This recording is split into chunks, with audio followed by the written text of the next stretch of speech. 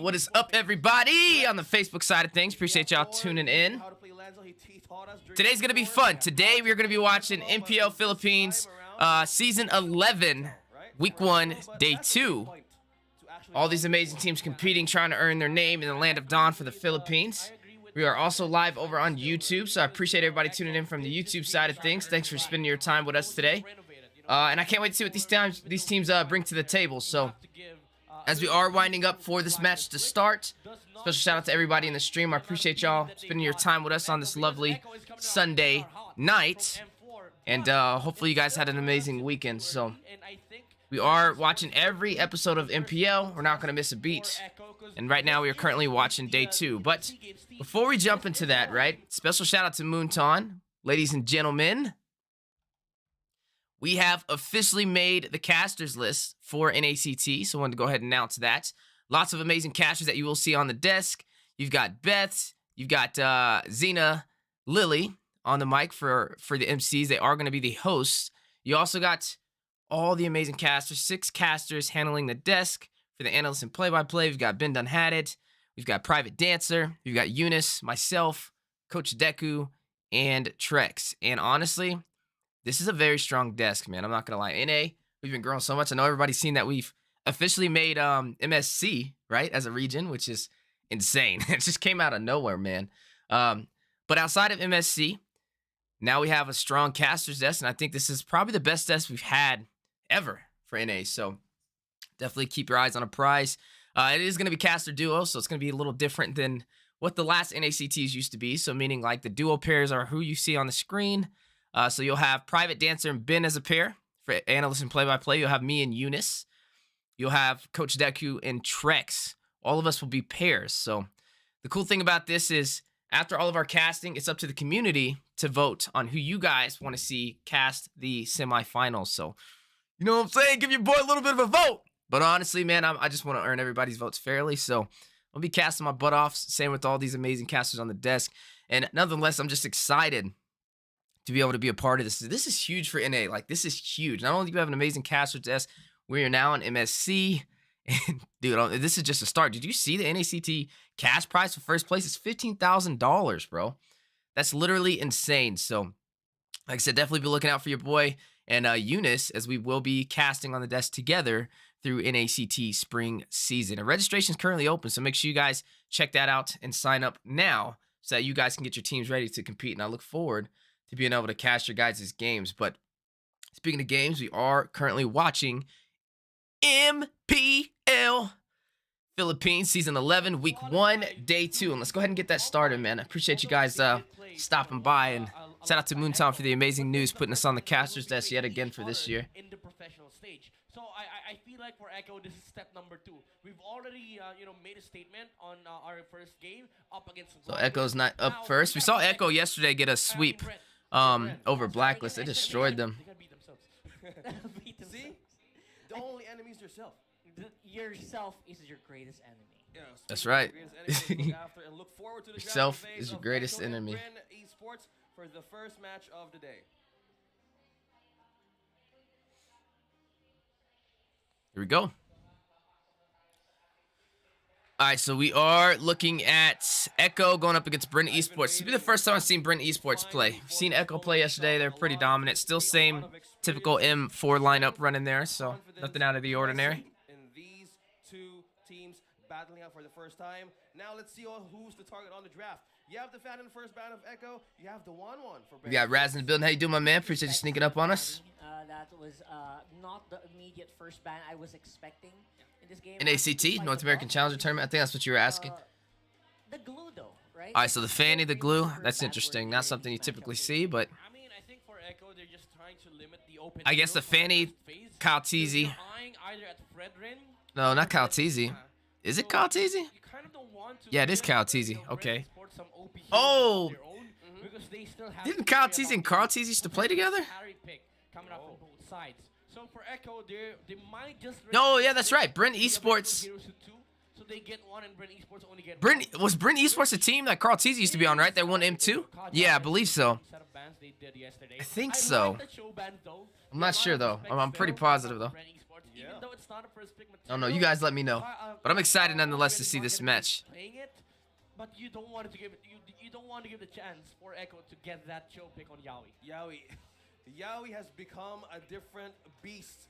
Yeah, yes. Yawi's nuts in the room. Back in Philippine soil, he doesn't end. He's still being consistent. Did he come from Indonesia? Yawi? And the first pick of There it is. Echo is none other than Fredrin. Unsurprising at this point. Carl TZ has been using this since M4, and he's not showing any signs of stopping. Internationally claimed as the best jungle hero right now, Fredrin. Now, for Brandon, See what Ogwin has in the roam position. We'll see. For an Eve alongside either a carry or a Lapu Lapu. Fredrin walked the band out the Kaja. Ooh, there goes the Edith. Earlier and it's out. Edith is out plus a Farsa. Interesting. No, they're letting the carry out still. Yeah.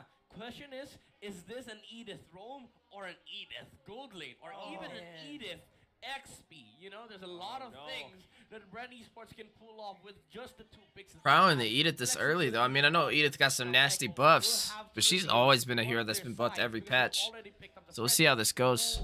Kadita for Yawi. He's back. Interesting. And Echo, no, they're not ashamed. They're not scared of picking up a third pick marksman.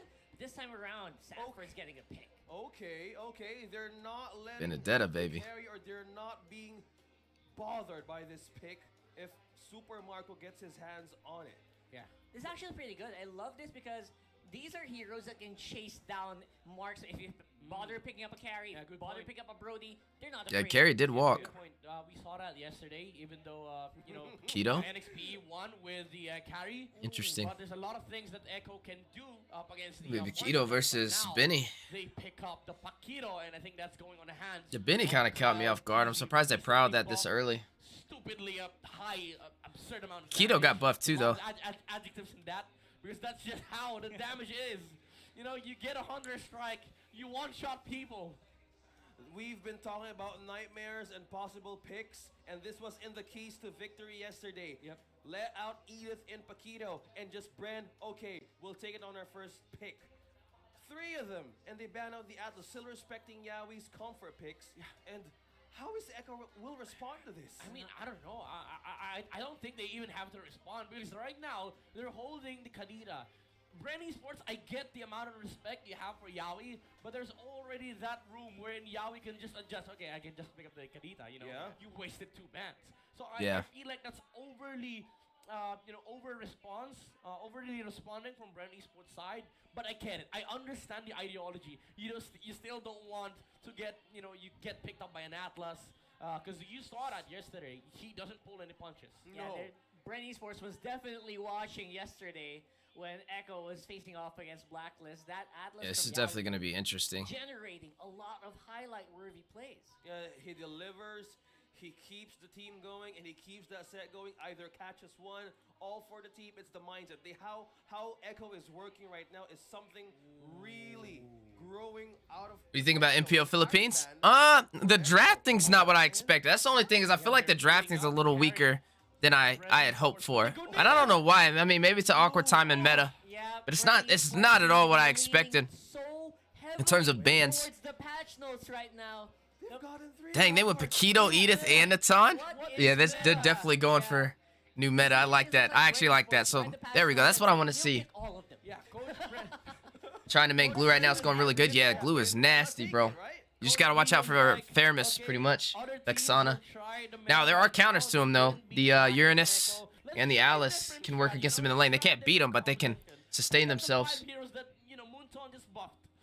These Kaizen skins are all 5,000 diamonds each. I am going to do a YouTube video over that here soon. I haven't bought them yet, but I'm excited to. It's going to come out tomorrow. I'm just trying to catch up on MPL. I don't want to get behind. They're done with the gold lane marksman era. They're done. I don't know about the... When you go gold lane mage, though, you lose push pressure on turrets. That's the only problem with it. It's Yawi on Akai. Could be. Is his signature hero back in season 7 to season 8? In seasons back. Akai on this comp? From Next Play Evos, now with Echo. Interesting. This is a great way to actually flex with a hero, but how Brett Esports answers Ooh. is that they're off for the last pick. I don't know, man. I don't see any Hero rules at the jungle. moment. I just see Farsa. This is just what I mean, like, so random. Why the Dyroth? She sees nothing but burst So damage. random. Yeah. Yeah, basically Brent. For your wallet? play Oh, style man, here is it is that gonna expensive? revolve towards that one-man pick-off as much as possible, because obviously you don't want to lean towards the team fights too much. Yeah, and now the smart power prediction is up. So at some point in the game, a poll will show up. You only have until the timer runs out to comment your prediction with the hashtag SmartPowers MPL. Who are you guys voting for? I mean, this draft is kind of interesting. Right now, you've seen our predictions. There's only 2 people. I would have here. tried to guess it, but it's a Voted little. for Brand Esports and 4 for Echo. So one like commenter who guesses correctly will win a redeemable in-game code. Remember, keep an eye for the poll because that's where the treat goes. I gotta be honest with you. With my life as an We got our new actor, camera set up too. this is the hardest Hopefully it looks nice, game man. I'd ever have to catch. Eyes on I Sanford. don't Oh yeah, know Sanford's nuts, where bro. You people kidding will me? go. It's Great Destiny XP lane. Warrior here in this match. Okay, Neil de Guzman. Who do I think will win? Okay, great. It's the typical lineup. Let me look at the draft one more time. You know, you could argue that Nathan could go jungle, Pakita go lane. There's a lot of things to The play Dairos with. kind of caught me off guard, but Go for the fundamental, I things give it to and Bryn. go Bryn has more push potential. They have Super Marco on the Natan to be able to push these turrets. They don't really have push potential on the side of Echo. They have CC though and damage at frontline, but Who gets a higher advantage early game I don't know. this time? I like Yeah, Bryn's that is a big question. Vote it now. heroes a little bit more, and they're all recent Alright, heroes that got Brent buffs, all of them. obviously gonna be able to lean towards that get damage, the tank damage here. Yeah. But here's the thing that they can kind of abuse Smooth. The Brent camera looks towards. good. Their Ras, control you think is it's better single than what it target. used to be? That's one big Uh, problem. Yeah, that is I think I might do away with Even the though green he has screen one too. AoE stun Yep. or knockup, and that's not enough for most scenarios. So they're gonna have to, if they want to win, Brent has to play around that. Just want to highlight Sanford, you know, taking it out against Stephweezy, even committing the Petrify to be able to win the 1v1 matchup up against the Roth, which puts Sanford on a better pedestal, because right now... Yeah, but technically- just clear the wave and not care about the Roth. Keto versus Benny. That's an interesting comp. Paquito get hurt if he gets close, but oh, it's Paquito jungle though. It's just Benny versus Daira. Look at that. It's basically The what I Edith said. though. Actually, you know what? crowd that I'm single tripping, bro. target crowd I just realized this is control. Edith And where's Rome. the No, team I'm giving it to Brent? Echo. It's I don't like the untested. Edith Rome. Yeah, there's no skirmish potential coming out from the boys in yellow, but right now Echo... And 5's in December, yeah. Doing what they It's the did same as last yesterday, year. relentless It's early gonna start impression. end of December Even probably and trying gonna to run into invade January. behind the XP lane of Lapteezy, and right now Echo they have full time? control of the turtle. It's just That's a the new matter of slogan? No more Kyle Onic time, it's being able Echo to time, huh? position Sanford to the front lines. This is the I love ball Echo, game, by the man. way. I love Oh. Echo. That's what you're talking about there, that damage output, but Carl TZ does not care that much as long as Yaoi can actually zone out well. And that's going to be Bren left hanging there Are you- after that turtle. Are you freaking serious? Carl TZ was so confident. He didn't even use Retribution that turtle fight. He retreated the green camp. Oh my gosh, you're See? right. He was like, okay, I got turtle. I'll retri you just so, you know, people can see that Retribution is on cooldown. Yeah, That's it could be actually a bait.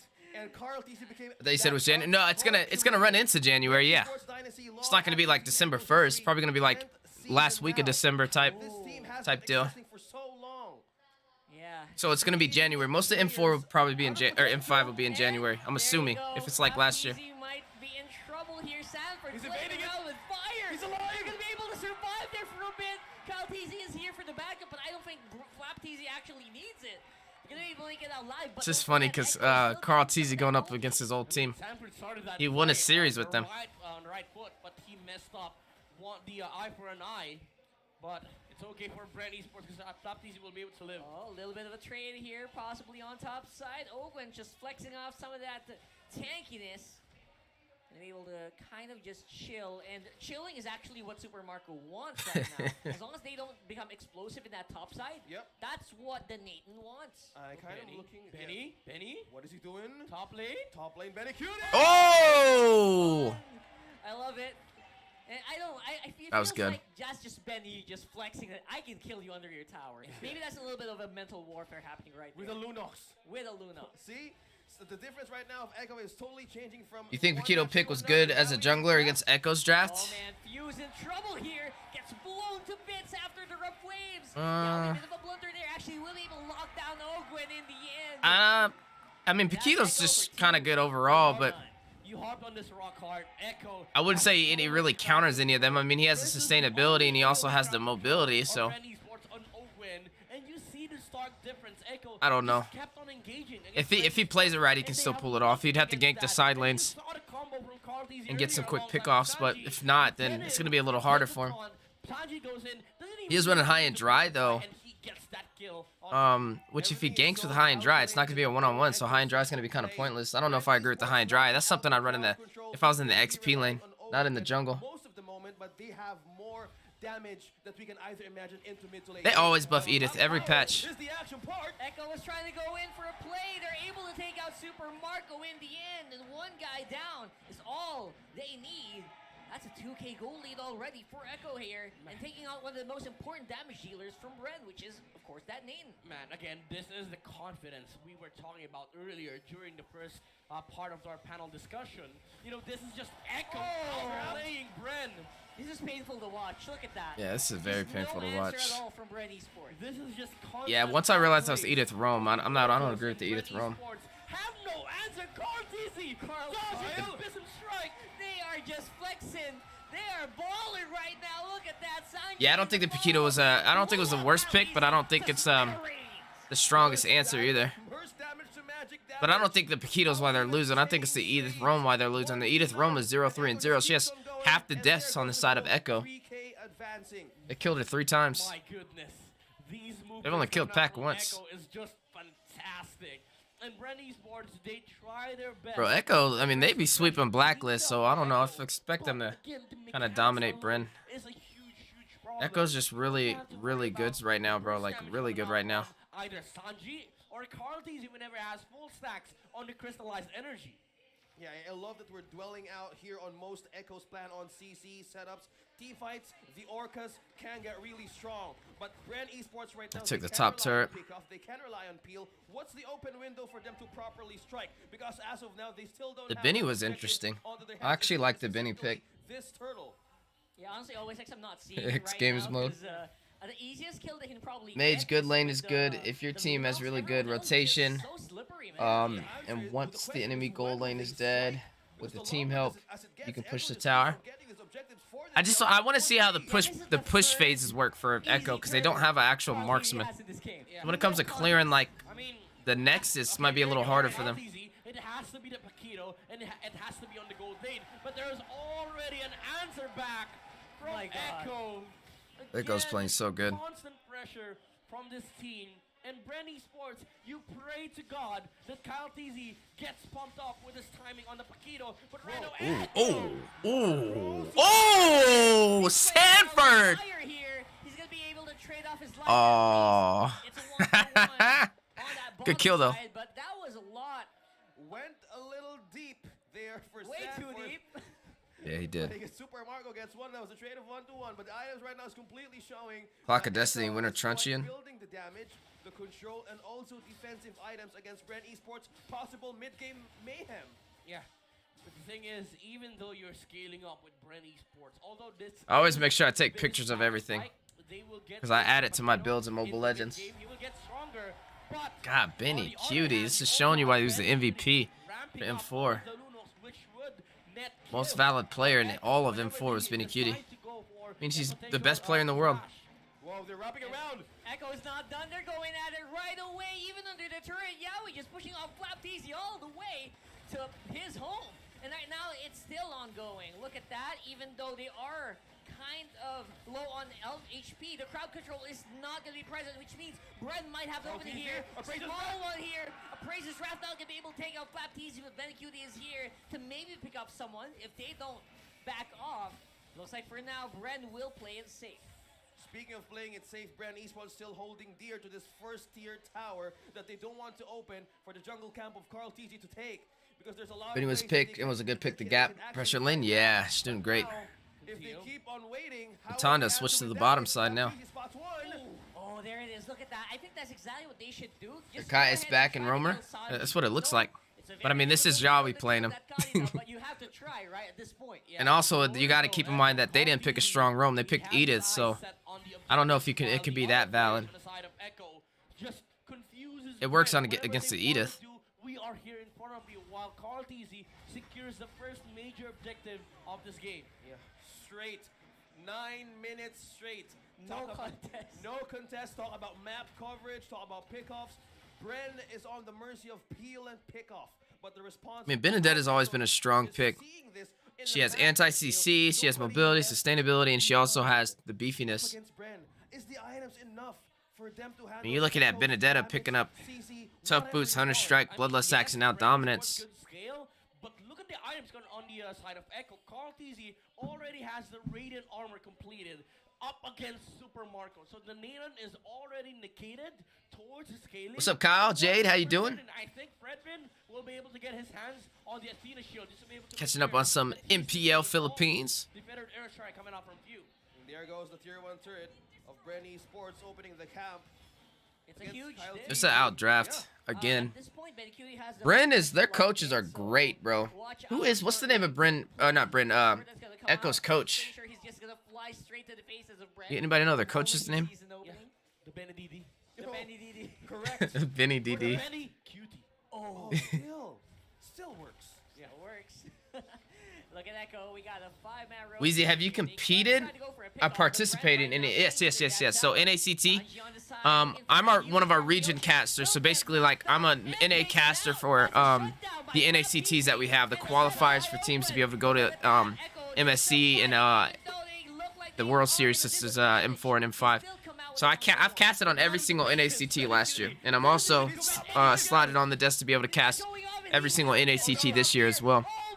And then it's up to the community in North America to vote who they want to see cast the semifinals of the NACT. And I'm on there, so hopefully you guys vote for your boy. Vote for your boy so we can be on the desk, man. I'm gonna be casting with Eunice, so the amazing caster who has been casting with us in the MLSA. She does a really good job. She just got an interview, so definitely show some love over there on the MLBB NA YouTube channel.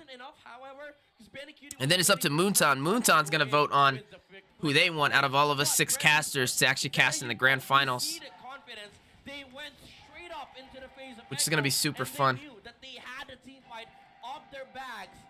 Where do we vote? So currently there is a post on Facebook where you guys can kind of just show some love to your favorite casters. But there is not a place to actually vote yet. But there is a place where you guys can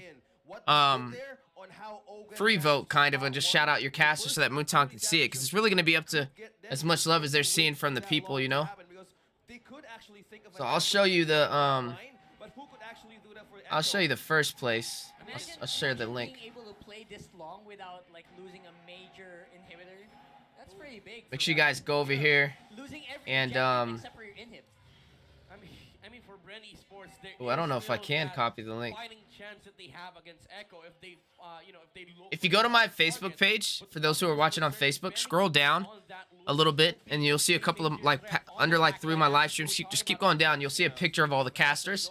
Click on that picture, and you'll go into the picture. It'll go to the actual Mobile Legends post, and you guys can vote there. I wish I could share it, but I can't share it.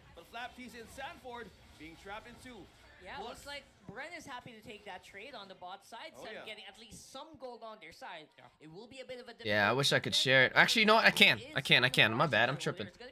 I can post it this way. So this is the link But there is a force indeed, and right here. Nathan on their side. And also Oakwin can set up for a potential flicker That's play one place if that you Echo guys can decides vote, and to just go definitely drop your guys' favorite casters. problem And then the is other that place when is RTZ stands on the front line, it's hard to find the Lunox on the other back. place You need to, is gather information here. for So the there's side of 2 Bren spots for you guys to already, like, to kind of land show support to your beautiful local spells casters. and, get the right target on the side of Echo. Oh, I love that you mentioned Vision, but how Echo will is they just get it? dominating them right now. Super Marco was the first target. Yowie had no hesitation whatsoever. And there goes the Lord. There goes the charge. It's not gonna Benny! though. Oh my goodness! Look at Few. He evaporated to the belly. The Benny QT. Get in my... Blood. Low HP Yowie. Let's go for it. And that is going to be the rest of Echo just bleeding from that retreat. Kyle TZ saving the day here for Bren Esports. Wiping out the minion wave, pushing it back, and taking one on the side of Echo, delaying the push. And right now they're fighting with 3 people on the side of Echo. Somebody had, like, spammed a Weezy for M5 one, but it looked like it was, like, the same person on, like, 40 accounts. So I don't know what was up with that. Clear the last But I turret. appreciate the love, but... Esports base Right now, this is the late That was game kind of advantage crazy. we're talking about. They have no setup, but they can counter punish. All right, so looking at it right now, I really don't see Bryn coming back. I mean, they have to rely on Natan Super Marco to do it, so maybe. On the side of Echo, that's why they're able to defend that. I mean, he is getting his gold now. If they can hold out the minion wave, they will be able to get another shot. All right, so this is the post. At Echo. Looking at the lineup of The players other right post now, where you guys can vote. So if you guys could, I'd love for you to be over there and support with and tower say who damage, you guys would is like to see Sanford. cast the And even semifinals and himself, grand he cannot finals. get close to that range, because if he I want to be does, completely fair though, so I want to make sure I earn your guys' vote, you know? So I'll be casting the best of my ability. I've been practicing like 80, not 80, like 60 hours a week, so that can, mess up definitely going to be an amazing time. of Sanford. That's the trade-off that you get if you go for a Lunox gold lane, right? That's Brand Esports completely have a switch from 1 to 5. If somebody attempts to step on the line, they just currently burst out 1 or even 3. But that's the problem. They can do either split push, as you've mentioned, Midnight, because their tower destruction, as of this time, is getting really strong. Yeah, for Brand Esports, they need one fight, and for Echo, they need to be able to survive Brand Esports. Look at this. Finally, Brand Esports are able to get near an objective without Echo just wailing on them. This is actually pretty big, considering that they are now a bit of ahead in terms of control near the bushes. Yeah, just from 5K goal lead. Yo, they actually could turn this around if they win this clash. They actually can pull this off. Being in the hands of the Hive. Brand Esports seeing windows of opportunity. I'll post a link too. My bad. I'll post a link over there for you guys. To be able to vote for your favorite casters on YouTube. I posted it on Facebook. I didn't post it on for you guys on YouTube. So let me post both. There you go. Will take out that Lord quite easy, but the fight is still ongoing here. Dished out by that name. This is the reason why it's a really, really strong pick right now. Called easy already, using the Appraiser's Wrath. Damage might be quite low. He uses brilliance to get out. He gets Oh, look at Benny. Look at Benny. Look at Benny. Look at Sanford. Look at Sanford. Look at Sanford. Look at Sanford. Look at Sanford. Look at Sanford. Sanford. Look at your base. Oh my goodness, Oakland. He's working. Oh, let's go! What time is it? Echo time, baby! That's how you split push. That was with Benedetta. Sanford for the win. That is why they're the best of the best, baby. Golly, they are in their bag. In their bag. Oh man, Echo. My man walked out. He's out of there. That's what I'm talking about, man. That's how you play. That is how you play, bro. God, it was so good. My God, if you're Brand, Holy cow. you know that there's no chance. Echo is freaking that monsters, Benny bro. Uni would- Monsters. That's a good one. I like that. And that's true. I mean, not all games, right? Two great Not junglers all against games. each other, yeah. But Echo doing what Echo does. They're known for their Now, split pushes, have bro. The enemy expect that, but they're able to do it. Ah, in that the was right moment. genius. They're able to pull out that trick. in the Literally moment that genius. You know that the enemy is a little bit tunnel vision. They're focused on the fight, the big objective, the big lord there. So it takes also a lot of high skill. Yeah, a so lot back of to what we were skill. talking about, guys. Yeah, so NACT is right around the corner. There are the casters right up there. You can see all the amazing casters I got slotted for the desk. Just make sure you guys go show some love to that post, though, and vote for your favorite amazing NA casters. Honestly, like I said, I think it's the strongest desk of casters. And us as a region as North America, nothing short of proud to be able to be on the desk with these amazing individuals. We've got Beth, we got Xena, we got Ben, we got Private Dancer, we've got Eunice, myself, Coach Deku, and Trex. These are going to be our duo pairs, too. So I'll be casting the entire NACT spring season with Eunice. Deku will be casting with Trex. Private will be Private will be casting. I was gonna say dancing. He'll be casting with Ben. And then at the end of this, basically who you guys vote on will be who's able to cast the semifinals out of these amazing duo combinations. So make sure you guys vote. Your votes definitely do matter. I don't want to be one dude to sway the opinion of the votes, but I want to at least let you guys know to show everybody some support out there and vote for who you guys want to see cast inside of the semifinals. And then the grand finals is going to be chosen by Moonton on who they want to cast for that. So I think that's pretty awesome.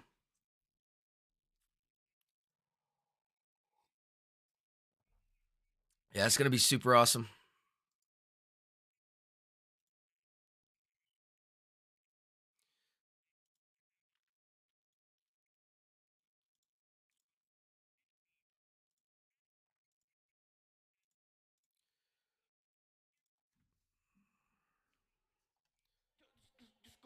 Where's my crazy desktop doing game. original I get your audio? point, right? If you're making a burst lineup, Yeah. just do burst. Just don't hesitate.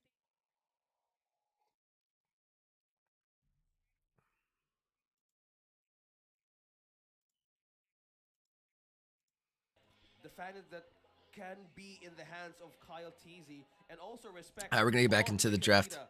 But right now, Brent Esports is first pick. Especially right now, they really have to respect it, knowing or seeing last game. Echo has seen that Bren. Look at these guys. Yeah. If we give them burst heroes, they can do it. They can do it really well. Oh, They yeah. can play those heroes very well. So Yeah. let's still not give them the Fanny. The Kadita, the Cho, Keep in the mind Fredrin. what happened last Interesting. game. And that's exactly what Bren did. 1-1 He kept in Joy. mind that this, Odds are still up though. this They take it? has been taking a Ooh, hard time to Faramis. find out. Finally, Oh, Valentina's available though. They screwed themselves. Echo. It's tempting to get the promise. Oh, they get the call job. Yeah. And the Valentina. That's an interesting. Ah, yeah. Promise. What is this telling us? Especially up against the glue. I They think should have you're banned the up, Val. You know, you're gearing up for the Grok coming out from Brent Esports. A lot of things. A lot of amazing stuff. When you first pick for the the glue and there's no Valentina. Even the glue with the Valentina ban, you assist can't really pick it's amazing Faramis. interaction with the You'll just Valentina. counter yourself Because even worse. It deals so much more damage compared to the glue. Oh, they still go for the Edith. keeping up. It's gonna be Valentina jungle. You still go for the Nathan. It's Okay, gonna be so Valentina there's jungle. They're still gonna pick okay, Faramis. now, Watch. I think Carl TZ Maybe not right now, but they are gonna pick still going Faramis. for an assassin here. Nah, it's Val jungle. I'm calling it right now. Paquitos Carl Teasy. Calling it right now. Could be a good way in bursting down Edith and also. And he looks mad young. How old is he? Who is that? The tank damage. Oh, that's Sanford. Oh man. Never mind. So young. Let's get Sanford Zero first. Right. Thank you for reminding us, Rockheart. You go for either Lapu Lapu or you go for Benedetta once again. Just Yeah. to make sure that Benedetta. gets that tank jungler. Oh! Early Someone's Harris. back. Early Harris. Harris versus the coming Natan. up from, Interesting. Benedetta. I like it. It's good against Glue. It's good against Nathan. Not really great. Sanford's in terms of 16? fighting, Oh yeah, he looks because mad you young. play in these areas. Man's got a high where IQ though, I'll tell you Brent that. Also wants to play. Like if you land the Zaman Force, Edith will just walk over you, stun you for like 8. Wonder how long he's been 6 playing seconds. MLBB for. The Glue will walk alongside the Zaman Force. He'll able to get a stack on you, and Nathan will just put a lot of whatever you want to call it, the balls that goes Yeah. out of the. The frisbees of damage. Yeah. I love that you're pointing out that possible AoE setups because how Echo is responding here, they're taking out the Faramis. So they want this team fight composition that they're building won't be a problem if there's a mistake that Brent Esports can actually do against them. Yeah. Yeah, they're basically removing the contingencies that Bren can do against Yeah. the Harif, which is, I think Midnight already mentioned, if there's a Zaman Force, just don't fight in the Zaman Force. Not in the or, zone. or you want to fight into the Zaman Force, but 5 heroes want to fight there. Yeah, you need 5 people, right? Yeah, So not in the zone. I think Atlas is something that both teams should consider. Because even Echo will have Atlas regardless because I have Valentina, so I wouldn't prio it. right now. Because the thing is, the Nathan could go to the jungle role, so Edith could still Take go to Minotaur. the lane. Yeah. But I don't think Echo is worried Nah, about. actually, you know what? I don't know. I'd Right wait. now they're limiting the assassins that Kyle TZ could play. Which Yeah, they still could run assassin. that he could pick up the assassin himself. I'm feeling in Midnight. Hayabusa's still up. Feeling No, the he's assassin not. Pick. I'm feeling it. Only I'm gonna Ling. lose it if- Hayabusa. I'm gonna lose it if Only Ling's Kyle TZ available. plays Kaja Jungle. I'm gonna lose it. Kaja Jungle. It's a new season after all. Yeah, we could expect it. I think it's Sometimes Val it jungle. happens. It's being first pick. But There it Barrett's is. being banned. Focus on Barrett, Carl huh. Teasy. So they're expecting Set out the that hive. this, Kaja could be in either XP lane. Yeah, either that or they just sheerly respect the amount of Bharat's games that Karthi has. There it is! played. There you It's go. not. It's not Val jungle. You Okay. called it, Midnight. My There boy. was the Assassin Jungle. We felt it. You My felt it boy. first, Midnight. And it's not going to be a Kaja jungle now. Oh yes, And we have a match, straight up ladies and fight. gents. So who's going up against Glue? They're not gonna find an answer for Glue at all. I guess Glue did get a slight nerf. Assassination Nation. I want to say there is a weird dynamic between Harry. Yeah, it's gonna be and weird. Ling. Both of them want purple buff. Although these days the Harry don't even care about the purple buffs, but you still want to give him that possibility. Selena. In the late game, Selena of you. Back in the roots. What a throwback. Yeah. Huge throwback. Carl Teasy back Oh, on 'cause of the Val? Assassin, and Few back on the Selena. What year is it? I think I'm lost. I think Okay. this is, What? we're in a different time zone here or something. This Still, is single target CC, I he's guess. saying that, okay, nothing Yep. works against Echo. Let's pick these heroes that are not in the meta. Ooh, Sanford on the... Yuzong up against Glue. This is scary stuff, especially for Brand East. This is why it's so hard to really tell what they're gonna pull out. Like, I wouldn't have expected any of that, and I'm wondering why. Another approach for Bren Esports, but the only thing here's changed is the Selena. I mean, Yuzong has a hard time against the pack, and not to mention they have the Selena to stun him, and they also have an Atan who can push him away. He has entropy, super positioning. I don't know. I just feel like it's not going to be the easiest game for a So in this lineup, I think Bren For has Yuzong. a better chance to at least survive the team fights, right? That's the very least. On the other hand, That's the though, only thing I didn't it's like about about the this draft power. was the They- Yuzongs being now, slotted. They really focus their firepower. Their lineup is just screaming, "We have a Nathan. Yeah. What are you gonna do about it?" My main concern for Echo is Yep. that it's a There goes the drums. Sick. We'll face 4 heroes in his purple buff. Wait. But my next concern for Brand Esports is that again, this is not an all-in lineup. Yeah, this is going to be No. Yeah. Interesting it is not. one. It is not absolutely. It's only the Paquito, Selena, and the Edith. Yeah. But you have to land these spells. Wherein on the side of Echo, you just have to land the Divine Judgment and the Petrified Sandboard. Right. That's it. You're setting up for Call of Duty. So you're talking about execution. So this right? is a Yuzong versus a Glue. I don't know about that one. Not gonna lie to you. I'm not a fan of that. Singular targets could actually mean business for the Hive to bounce back. So- Right now, they want to give vision for Kyle Teasy and Space up against Carl Teasy's Sling. They're gonna have to work on their crowd control layering here in this game yeah. if they want to really get those kills early on. But if they don't, they can always just fall back and just protect the Nathan, Yeah. which is, of course, Yeah. that's what Echo kind of already expects. Yeah.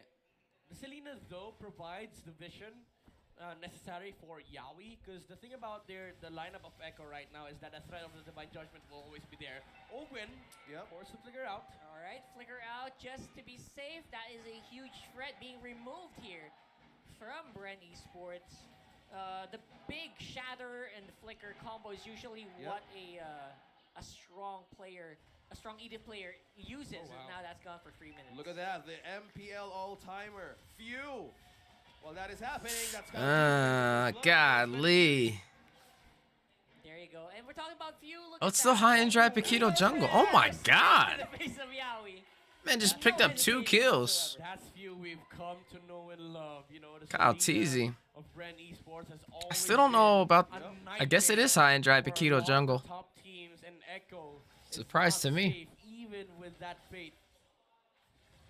Question is, they're now supplying the problems on game number 1. They have vision, they have pickoffs. This is the early game spite of Brand Esports.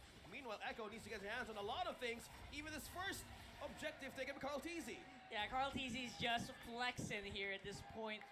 First, in game 1, you weren't able to contest. Game 2, go ahead and try. I'll still have something for you.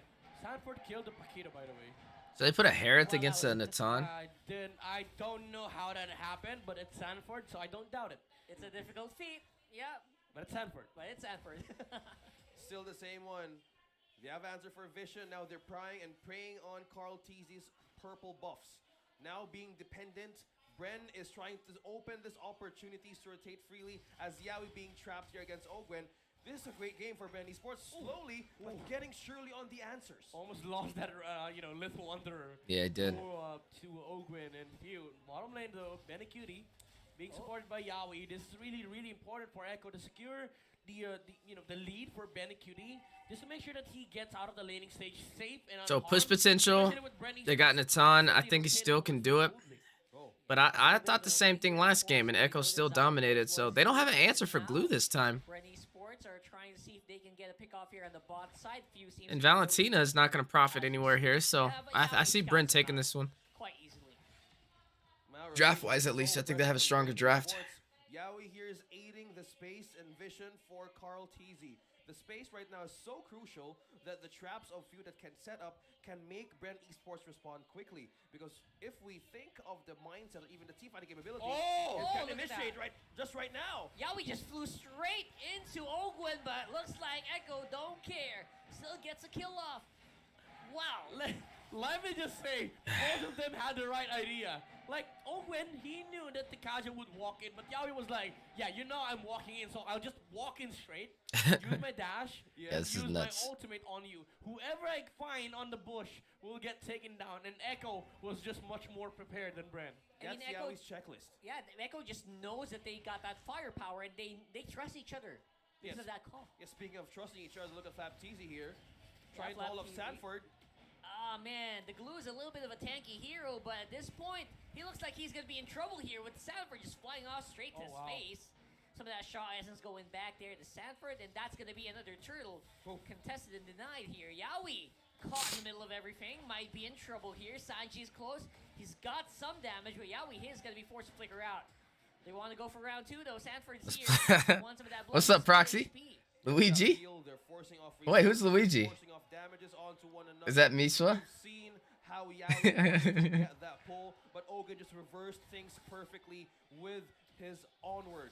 Depends on when I finish This is time day 2. bought by Echo. Remember, they have the scaling line as well. Although What team am I rooting for in MPL? with the Nathan, but it is a I'm link still an Echo and fan, man. two I think problems Echo's there my with favorite Blake team, so. and Brandy Sports, they haven't But done I mean, anything I think to Echo's gonna damage win it. the Honestly, I mean, company. not a really good start for Blacklist, and they were the only really contender, and they're getting swept like crazy. I think Echo still just has the best type of drafting style, but on this match, I feel like Bryn has a better draft.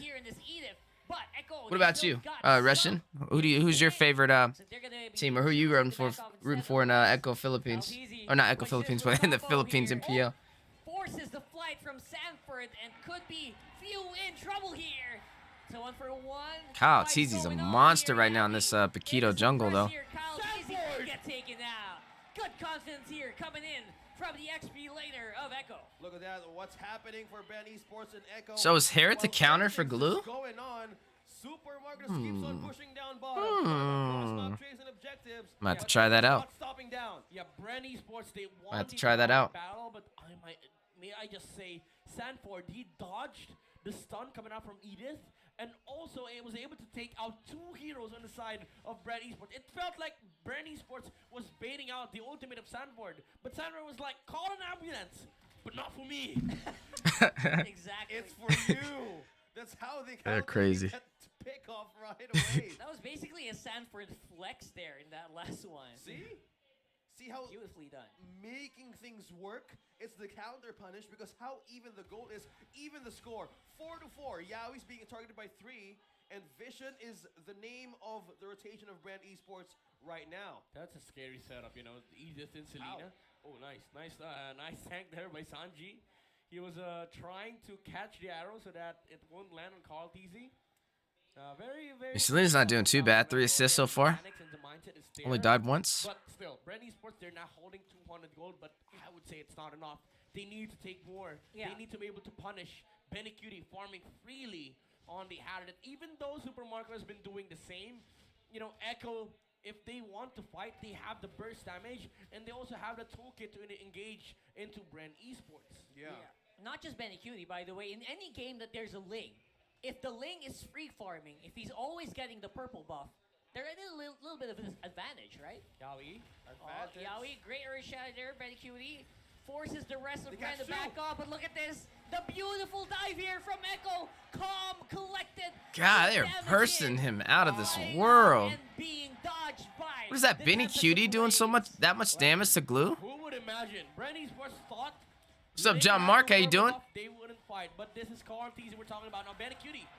Microfish in. Benny Cutie picking up the kill in the middle of the Zombie Forest. And now Yaoi with the Ring of Order shuts down Kyle Teasy. 3 members out of the board for the side of Brent Esports, and a chance for Echo to take this Lord. I love casting, man. I love it. I love it! Sheer confidence by Echo. Carl Teasy had no purple buff, but no problem. They wanted to fight. Sanford was already on his way with the Black Dragon form, and Yowie was just baiting out Brand Esports, and it was a wonderful petrifying. What? They're trying to promote Androids, boy. Baby, we play Mobile Legends on the iPhone. Who plays Mobile Legends on the Android out here? Is there any iPhone users? Lord, I thank you for sunshine. Thank you for rain. Thank you for joy. Thank you for pain. It's the Echo Day, yay, yay, yay, yay. It's an Echo Day, yay, yay, yay, yay. Hugely beautiful maneuver with a Lord pushing up on top side. iPhone for Jacob. Okay, I see, big dog. Yeah, I have an iPhone as well. Still pushing it through. Echo. Oh, gotta take pictures of these bills real quick. Telling you, man, this is where all the secret. Ah, they took it away. I mean, Super Marco is I'm good at casting. I appreciate you, Kim. That could be trouble here. Oh, Tips and Blades going down. Black Dragon having over. Sanford with the Furious Dive. Picking up a kill. Takes on Ogwin on the Edith and gonna pick up a double down. Goes Super Marco. Few taking out Sanford in response. But right before he was able to get a triple, right now Sanford online 4-1-3. KDA only 10 minutes in. 10-5 on the board. Echo leading by 5 and having a huge advantage as they are going to push in this tier 1 turret for the mid lane. I like to I practice casting at least 60 hours a week. At least 60 hours a week. I want to say, let me think about it. It's about 5-hour streams. 5 times 5. No, it's not 60 hours a week. I'm tripping. It's more like 30. Around 30. Unless I cast on the weekends, then it gets up there. Back in the day from beat now World Championships now fighting Brand Esports, talking about how this kid. It's about a full-time job though. Almost 40 hours a week. You witnessed this. Oh, now we got the bills. This is what I need. And I'm just taking notes on this Harith. That's all I'm doing. I need to learn how to play Harith, bro. Honestly. You can put Harith against the Natan, the carry. You can swap out. He also has Abyssal Arrow. Yeah, I forgot to mention that. They have so much potential right now to take on Brand Esports, but they're making sure that there's no loopholes. Gotta keep your eyes open. Eyes on the prize. 2 tier turrets left, 2 and 3 for Brand Esports. They would need this Lord for the push, because in team fighting capability, Flapteasy and even Ogwin can actually soak up damage from Echo coming in from Benecuti or even for Sanji. Yeah. Echo has to worry about the the damage output coming out from Super Marco, especially that they don't have Radiant Armor builders here. But Yowie with the flicker. Oh, Yowie goes straight into the Really face. cute, he deleted that man on the Natan. Man is shutting him down. Flicker's been baited out by few.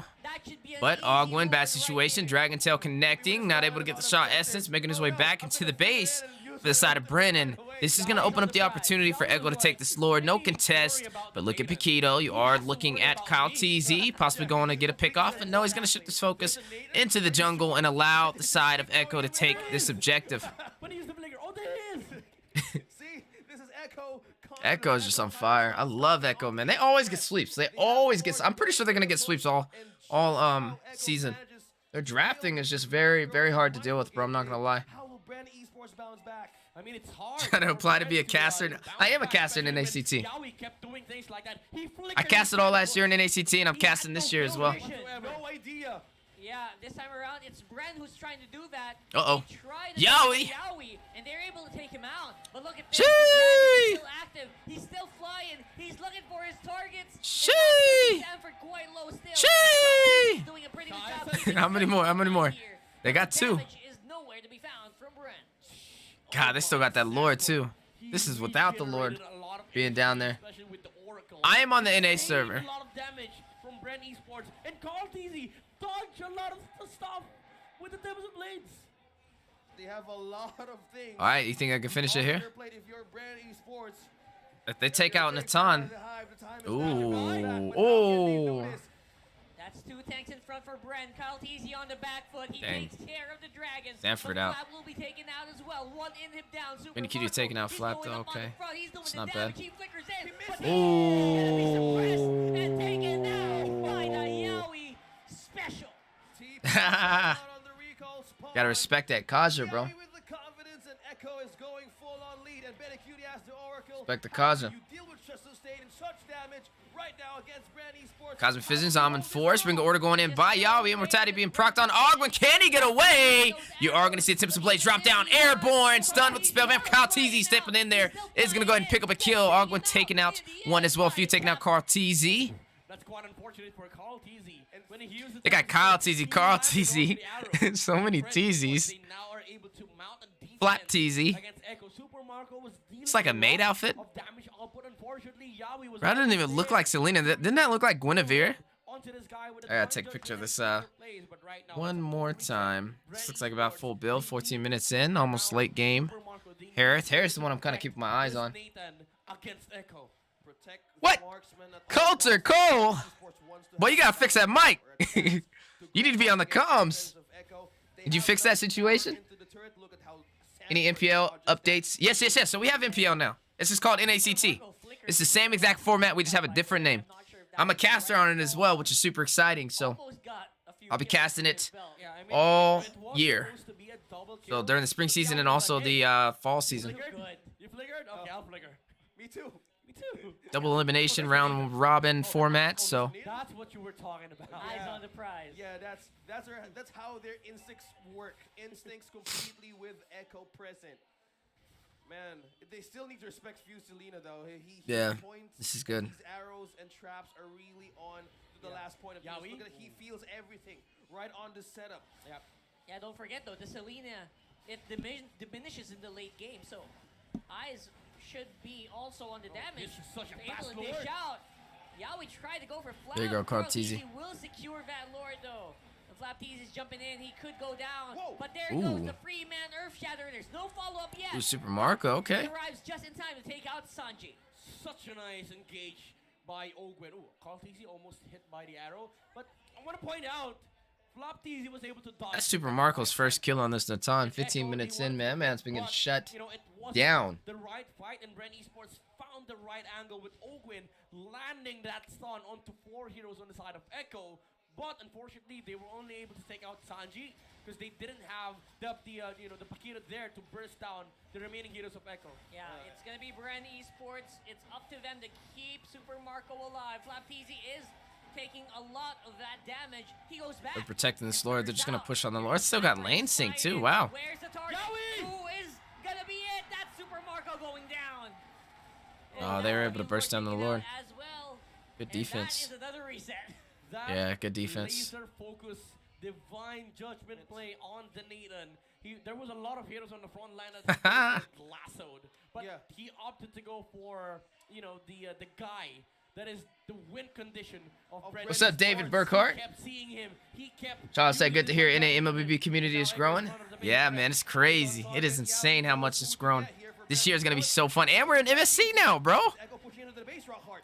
Oh, Carl TZ is actually low. They don't have minions to go straight to the face. Few gets taken out though. The huge Oh, this might be a game. advantage here for Echo is being very, very apparent. Flap TZ goes down. Oh, this is it. What is This game. juggle from Echo? That could be it. Super Marco has to clear his Will he minions. be They're not enough? stopping. He's going. He's got the wind of nature. He uses already. He clears the minions. Oh, they can But do he it. is super low. Oh, Echo! For another Gee! The winning streak continues. Thank The you. World Come again. Champs is still on momentum. Echo with a dominating performance of a 2-0 up They're the against Sweep Brand Kings, baby. Esports. Sweep Kings. How do you stop this? As of now, you can't. I mean, even if Sweep matchup, Kings. Continuing the trend from MPL Philippines Season 10, the last half of tournaments from 2022 into M4 and the early tournaments of 2023, XP lane picks are the X. Yeah, my in-game name is Stephweezy. It's the same as, yeah, it's just Stephweezy. Of the draft and the pictures of Should be the only one. in-game execution. Thank you for printing that out, Ranmar. If I were to see what's happening on Onyx Philippines' mind right At best, from being the best captain to being the best coach. He understands, he empathizes with his squad. Yeah, and we've always known that about E2 Max. He's someone who's always Omega. had a tremendous mind for the game. So making the transition into being a coach wasn't difficult at all for the former Capitan of the Barangay. Kaduta was the last ban here for Onyx. Seems like it's a signal for them that they're going to be picking something along the lines of an even or a Farsa later on, or a team that is heavy in dive. Speaking of dives, Smart Omega with the glue being slotted in. Okay.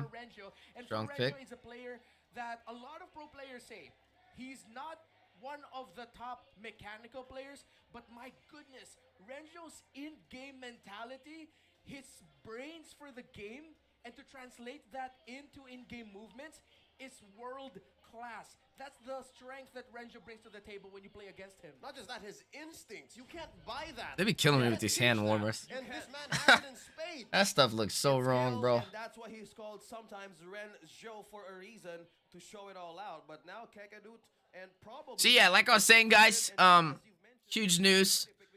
We are NACT caster. There's a lot of amazing talent on the desk that's been slotted. So definitely make sure you guys show love to all the individuals that you see on this picture. We are casting duo pairs, though. So I will be casting alongside Eunice. Coach Deku from the MLSA will be up with Trex from the NASL. You've got Private Dancer and Ben, who Private Dancer's leading the NDL. I think they're switching the name over to the IOWIN. Independent Organization in North America. Then you got Ben over there from Facebook. Then you also got two amazing hosts, Beth's and Xena Lily. Xena Lily over there from Twitch, and I believe Beth's may be on Twitch as well. And I'm excited to be a part of this amazing team. The way it's going to work is we'll be split up into caster duos, casting the entire NACT for the spring season. So I'll be casting with Eunice as my dynamic duo. And hopefully you guys can catch those live streams and vote on your favorite casters, right? Because the two that are voted the most will be the ones that lead in the semifinals to be able to cast that game. And then Moonton's going to handpick who they want to cast inside of the grand finals, which is in person. So hopefully I can make that one. I've been working really hard on it. A lot of these casters have, honestly. MLSA, we've been live. Me, Eunice, and Deku, we've been live every single Monday through Thursday casting games. We just hosted a Valentine Dash tournament too. We had Trex in there. He was stopped by, show some love. Dave was even in there. We had some of the M Series casters. We had Wolf, Gideon, Jace. That was pretty dope to be able to cast side by side with them. And in the future, I plan on hopefully getting Leo and Naisu in there to be able to join and cast alongside them. So that'll be super fun. They could have a way to take out the resources of their ultimates. What is your streaming platform? So I stream on Facebook and YouTube. On Monday through Thursday, I stream on the MLSA YouTube channel. And on the weekends, I stream on my YouTube and my Facebook. But primarily Facebook is where I'm always live on for the most part. It's my main platform. But my YouTube is exclusively for leagues. So I watch like MPL Philippines. I'll be watching MPL Indonesia. I watch like the M Series, M4, M5 when it comes out. Seabowl games, anything, you know, league-wise. Men's division, women's division. I'll be covering content of that on my YouTube, and then I'll also be doing like hero pools for like the Jujutsu Kaisen skins. It's gonna come out tomorrow. We're gonna see how expensive that is. So that's what my YouTube's used for. My Facebook is just purely live streams. But YouTube's more for like everything else, I guess, in a sense. And then I'm also live on the MLSA YouTube channel. It's another YouTube we created to be able to give teams a chance to compete. Amateur teams growing their name to become professional prior to our NACTs. And we opened that up in December, and we're already on season 2, so it's been super fun. What hero do you recommend grinding in for rank? I would say it depends on what role you play. Are you jungle, marksman, XP, mage? Not yet. Roam? I like this. XP lane there is law. Yep, nowhere else. It's definitely going to depend on what you play. If The this perfect goes, role, perfect lane. if this goes anywhere else, I will be quite surprised. All right, let's take a look at this draft, though. It is an amazing XP laner with how fast it can clear, and paired up with an even of Fredrin with great control abilities that empowers the Turizla actually to be able to land one of the, honestly, one of the most difficult ultimates to land with so many mobility. Blue, Moskov, Haya. Oh yeah, you need to have the perfect one shot. Can I just say, This is genius. Both teams have not picked up a roamer Wait, yet. and Veramus neither can wasn't- get an oh, he Atlas, was and it's banned. okay, but that opens up the Diggy for the other. And this is extra good for Onyx because they have that last pickup. They can say, this is the Diggy. If you go Atlas, Miko, make my day. Sonic Philippines up against Omega. Smart Omega's thinking about. Miko has shown a What's up, different MJ? pass, no, but it won't be. I'm all around. There's the Ruby. So if you're XP lane, So a good amount of I control definitely there. recommend getting down Glue if he is available. I mean, meta picks for sure. So Glue, The past members of your team, I'm waiting for the shuffle around of the roles. Fredrin if you're jungles, get down Fredrin. Fredrin can be flexed to the XP as well. Dude will be playing the Rome Natalia. Assassins, definitely get down Hayabusa at a minimum. If you can't get the Fanny and Ling, go for Hayabusa. He's the easiest one to learn out of the three. Gotta give you at least one assassin in your pool. So Fredrin, Haya for jungle. Last night against Onyx. For the XP lane, I would say first Glue, Game over them last night. Grok. Grok is strong in the XP. Benedetta, Yuzong, they're all good. They pretty much can work in most situations. Those four. Marksman, Claude, Smart Omega. Carry, Let's see how well Miko installs. Claude Carry, Well, longer tenure Beatrix. veterans of Smart OMG, but we I would have, say one, but Miko, I feel like will Harith and one Lunox. good meshing with his team. It's Stone right now that I'm looking All at pretty here strong as a picks. Savior pick as Moscow possibly too. Another potential X factor here for Omega. X Factor, this is the first impression that we're about to see. This is Onyx and Smart Omega. Two teams For Rome, for an MPL will get a good head start for the Atlas is always strong if they don't have a direct counter for it, so definitely recommend you want to have an Atlas in your pocket. MJ, I appreciate you sneaking up on us.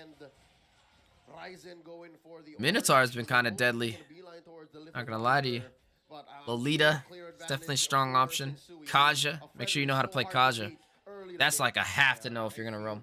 And also, the presence of this Natalia against Smart Omega's lineup could get really scary, especially if you don't have vision. Yeah, when you think about it, Ryota though in a difficult position up top against Renjo. Oh, 1v1, the Glue. Is that a clear advantage? Let's see. Got the flicker. Nice. That's gonna be great for the first turtle That's fight of good. the game. No flicker to worry about coming in from the XP laner of Onyx if you're Omega. And they using the Jujutsu Kaisen skins? They got Xavier in there. To Onyx, but we're feeling some resources depleting in the side. I hope so. I want to see it. Onyx as well. So in terms of rotation, Onyx. Dang, they ran Nat. But now on you guys watching on the screen, scan the code to redeem your prize. I don't know about the Nat pick. Right now on the English stream. Going back to the game, this is one way to pull out for Omega if they can have an advantage against this Natalia. Oh, setting up for Sensui, catches Renzio, uses that retribution to slow him down, pushing him back underneath that tier 1 up top. There's going to be enough time, though, for the Retribution to come back when that turtle spawns. Doesn't look like Omega will want to contest that because they're going to be looking at the bottom lane onto Kelra. Down bottom, Kelra gets a few beads on Nets, and they go ahead. No ult yet on this Brody. Yeah, Kega. that was They go stupid. down. Ryzen draws first That was a blood. stupid pick. Kelra couldn't finish the job onto Nets, but a win nonetheless for Omega. Oh, Spirit Destruction almost got him. They're going to be trading this turtle unless Omega Close can call. have enough time, but no If he had been a little bit more to the left. But the reset has been forced by Renjo and Miko. It looks like the Hayabusa of Omega will have enough time to get there and contest it. Yeah, but see, it seems like Smart Omega right now is complete borderline on his first objective.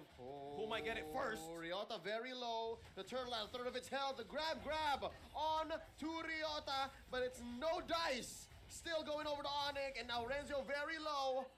Onyx gets their first kill as well, so the Nice. Hedgehogs are back on the board. Yeah, it really feels like Omega overstayed their welcome there. They knew Ryzen wouldn't be fully contesting it. They just wanted to buy enough time, but then by the time it was already down 40% health, they could have backed. But you saw there, Stone actually put the threw Teresa that up Dawning against Light. the, It seemed like Glue. Omega had the idea That's of interesting. potentially using the Dawning Light as the steal tool for the turtle, but it just didn't work out for them. Oh, wait.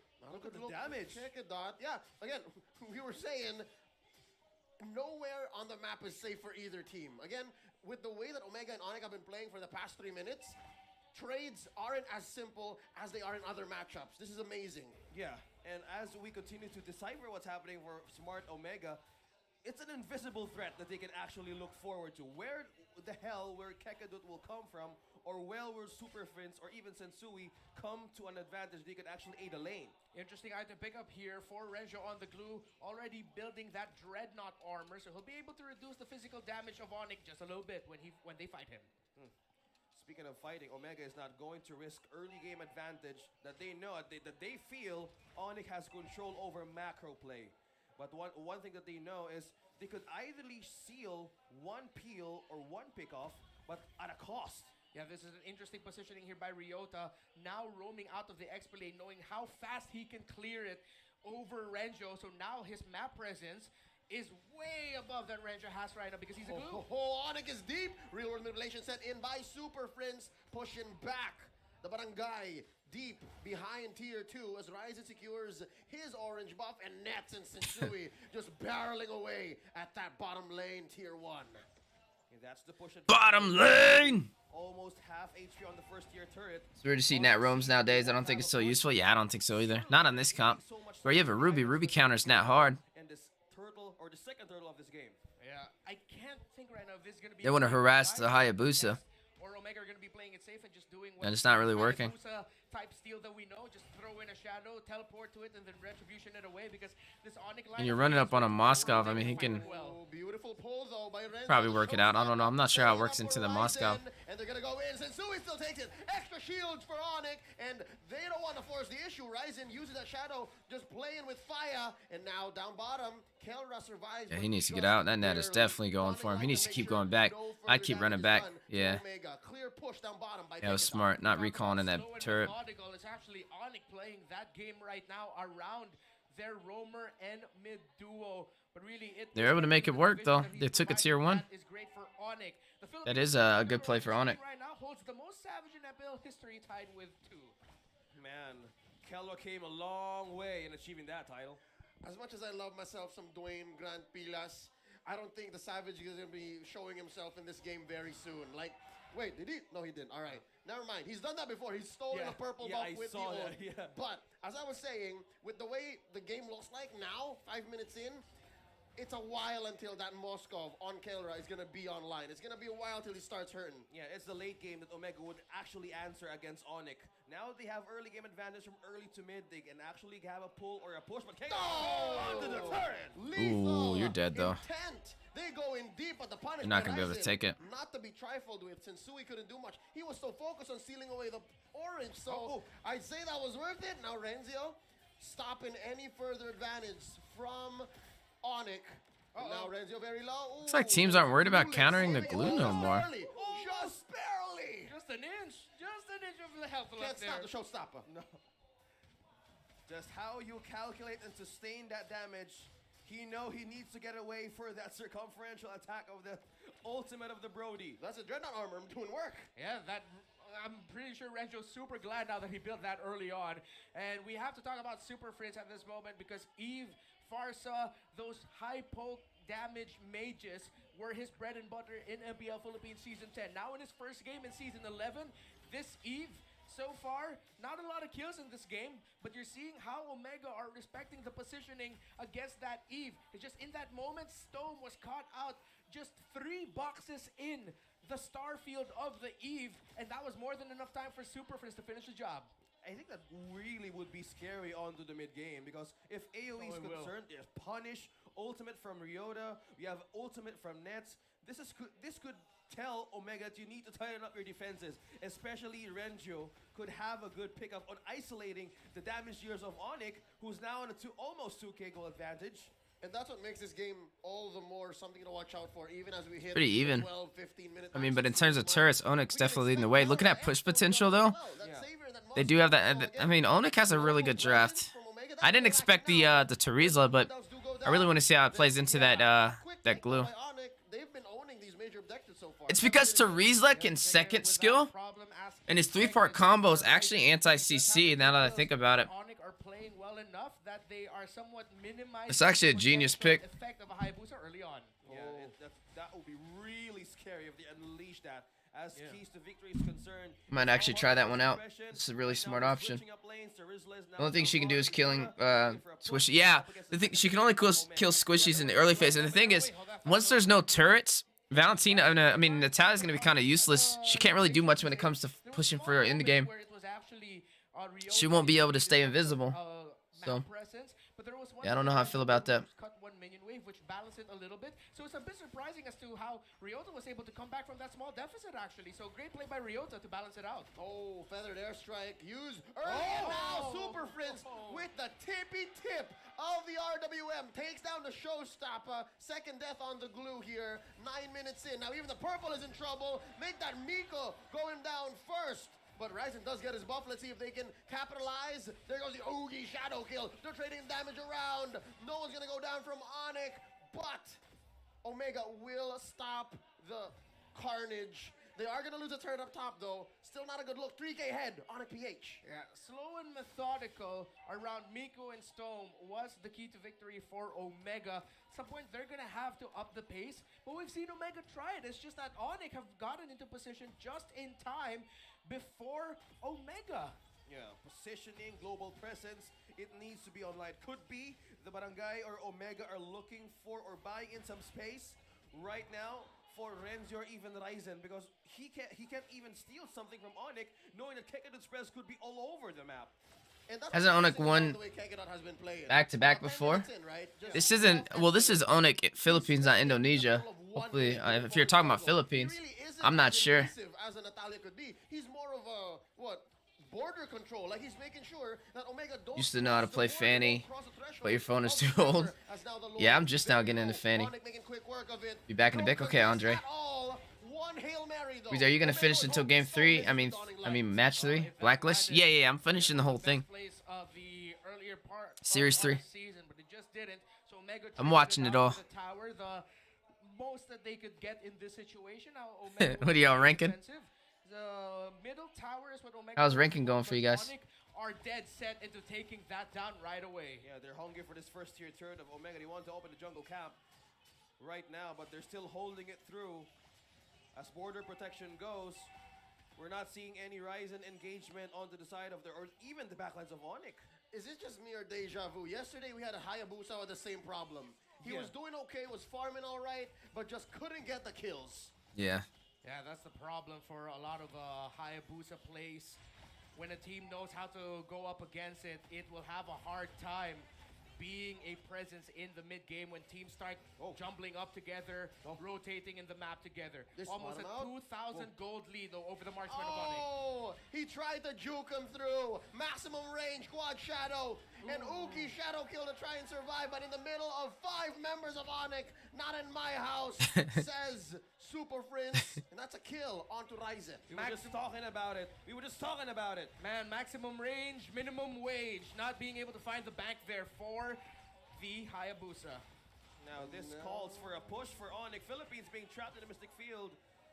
That's a flicker being used by Nets, but that's the problem now. Defenses, Miko needs to get in the front line. Renjo and Miko could be the key here for Onyx strong damage. Yeah, but the fact that the lead is at this point right now for Onyx, we saw Miko just built a radiant armor to temper the damage coming out of the Eve, but most of the damage coming on the side of Onyx is actually physical. Maybe that's why Renjo built that Dreadnought armor early on. Maybe it's an anti-cuirass already at this point because they knew they might end up in this situation. So they have the defensive items to buy just a little bit of time, but it's still a very small window for Omega to turn things around in team fights because Onyx are playing such a tight formation. Again, respecting what the Hayabusa of Ryzen can do. Yeah. Coordination, information is all in check for Onyx Philippines right now. They could actually push, they could actually make things or appeal someone out from Omega, but looking onto these items, it's always now onto the marksman. Onyx consistent team. Omega depends on depends team. Well, their draft is better. Omega's draft is better than Onyx right now, I think, but in terms of execution, no, I just like if they didn't have the Nats, I would have favored Onyx draft a little bit better, but Instead of opting for damage, he went for the I don't know. It's a split in between. I feel like that's why the damage of the only thing that's questionable is the net. Other than that, I would have probably gave them a better draft. They don't have any really a solid answer for the Eve. And Brody's looking really strong. That Onyx is holding Now they really want to Fredrin's always going to be doing well. take the bait while they're taking this first lord. The Nat is what I'm wondering. But, I mean, Nat's doing okay, though. So, So wherever it goes, it's who do you think the best team is right now? Echo. What's up, Savage? How you doing?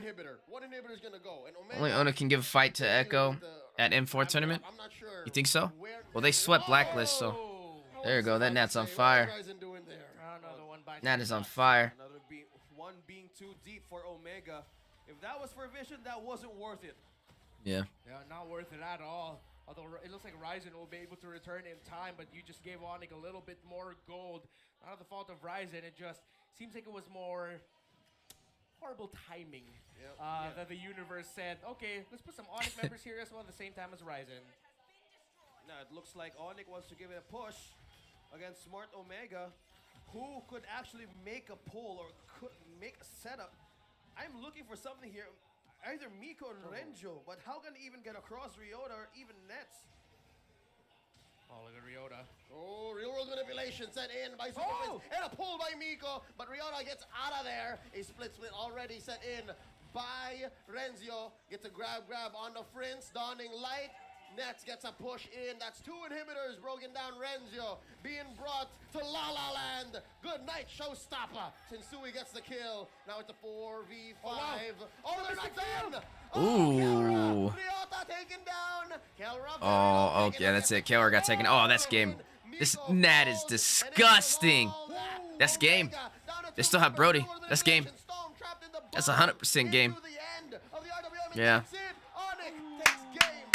As soon as why did they take that fight out of the base when they knew there was an Natalia there? Got a little greedy. Little greedy, bro. Definitely got a little greedy. Because I feel like Omega knew, sort of expected that the Natalia was coming. Yeah, that was nasty. Honestly, they just overextended. I don't know why they pushed out so much. Like, there's a Natalia who's already fed, and your marksman's running out of the base. Like, that's a free. Once that marksman falls, they don't have anything to sustain or to take deal all that damage to hold them back. And having a marksman go up against you with no marksman to protect is it's easy. It's easy turret pushes. They have a good Cooper player on him. Omega. He was a Kai at M3. Okay. No, well, Omega. No, I'm thinking next place Evos. Never mind. Omega's looking nice, man. But Onyx. I don't know. I like the way Omega drafted, but I liked Onyx a little better. I just didn't like the Natalia. But I don't know, Omega, they can't make mistakes like that. You can't push out when there's a Natalia like that, and they're trying to close in and win the game. Not as a marksman. Like, 3 of their members were in the base right there, and the marksman just rushed out with Ruby. Like, yeah, it wasn't the best option. I don't know if that's something. I don't know. A lot of times you see teams have that issue, not really realizing the value of what the marksman provides when it comes to the late game. That marksman's out. That's guaranteed neutral objectives, and that's also guaranteed Nexus pushes for a finish if you're not careful. You gonna watch next match 2, Blacklist versus TNC? Yes, I'm watching it all. I'm watching it all. That's why Onyx PH, we saw them. They prioritize picks such as like the even Fredrin. Seems like Onyx for this series want to keep things simple. Let's just win the objective fights. Let's win the turtles. Which of course, when you show up a lineup like that doesn't have a lot of. I got my new camera. I actually like it, man. I think it looks really crispy. A little bit better than the other one I used to have. Might do away with the green screen entirely and just keep the background. Alright, so we got Fanny, Faramus, Eve taking off for the side of Onyx. 1-1 and Joy. Fredrin's gonna walk. Fredrin's gonna go to Onyx. Yeah, take that Fredrin. Easy pickups. Easy pickups. They're gonna take Kaja on the other side though. Edith, even first pick Paquito, but I'd want Paquito to come in later into the game. Yeah, no, not first pick Fredrin. You definitely take Fredrin. How it can change the picture of a draft. It's more of those picks. I wouldn't prowl pack over Fred. You have to adjust. So yeah. They play it safely. They pick up a Fredrin instead. Take the Kaja. Maybe the pack. Showed up really well in game number 1. What? Don't change what's not broken. Almost single-handedly because I thought Julian would have been slotted a little bit more. They could Benedetta. They can also pick up the Benedetta and the Kaja. Like no one can touch you if you play. That's the actually a Fredrin strong right, pickup. You rotate in Benedetta the right Kaja. places in the right time, and again, that's what Onyx is doing here. What's up, D's? Tarzan call him as You guys done ranking? But being the king of the jungle, it's just Fredrin. The perfect ingredient. How Coach Lyric is smiling. And Nah, I took the. looks like Ooh. Smart Omega is going back with one of the signature picks of the Mamba, the Grok, and the Valentina. And I like this pickup because now Let's it pick makes Lunox. MPH think twice about picking up the Farsa. I would pick Lunox and put Lunox in the XP lane. Have a high utility hero. And I guarantee you it would work right here. And then have the Grok as well. I'm sorry, that is an incredibly. A proxy back too, 700 points. Y'all getting up there, man. We got to get y'all to 1,000. Who was playing? Full 5 or what? Was it full 5 phase or were you missing one? And giving space for him to really shine in this game. Oh yeah. Well, the marksman in this matchup really pays a lot if they get their hands on their comfort heroes. Who will it be? I hear a Claude. It's one of the signature picks of Nets. And it looks like You carried him, Proxy? Philippines. Yo, Harith has been bursting down. Glue, not in the XP lane, but the Harith burst down the Natan too, bro. We're gonna play our game. That's honestly a surprise to me. Harith is looking really good. This is called Gold lane. protecting the gambit. So You, Proxy, and Kyle. The others probably sleep. Oh, okay. Well, take notes, man. Watch MPL, you know. I've took mad screenshots of a bunch of builds. Omega could pick up a Claude as well, just to hammer in the point. Yeah, Claude's great here. Farza's. I don't know about picking the artillery mage. I don't think they should have did that. They could have picked Kadita. So they're gonna want to pair it up with a high crowd control roamer. Smart Omega, they take the Hayabusa, and they would want to take away. Yeah, I don't know about that. Roamers here that can pair really well with a Fredrin and with a Farsa.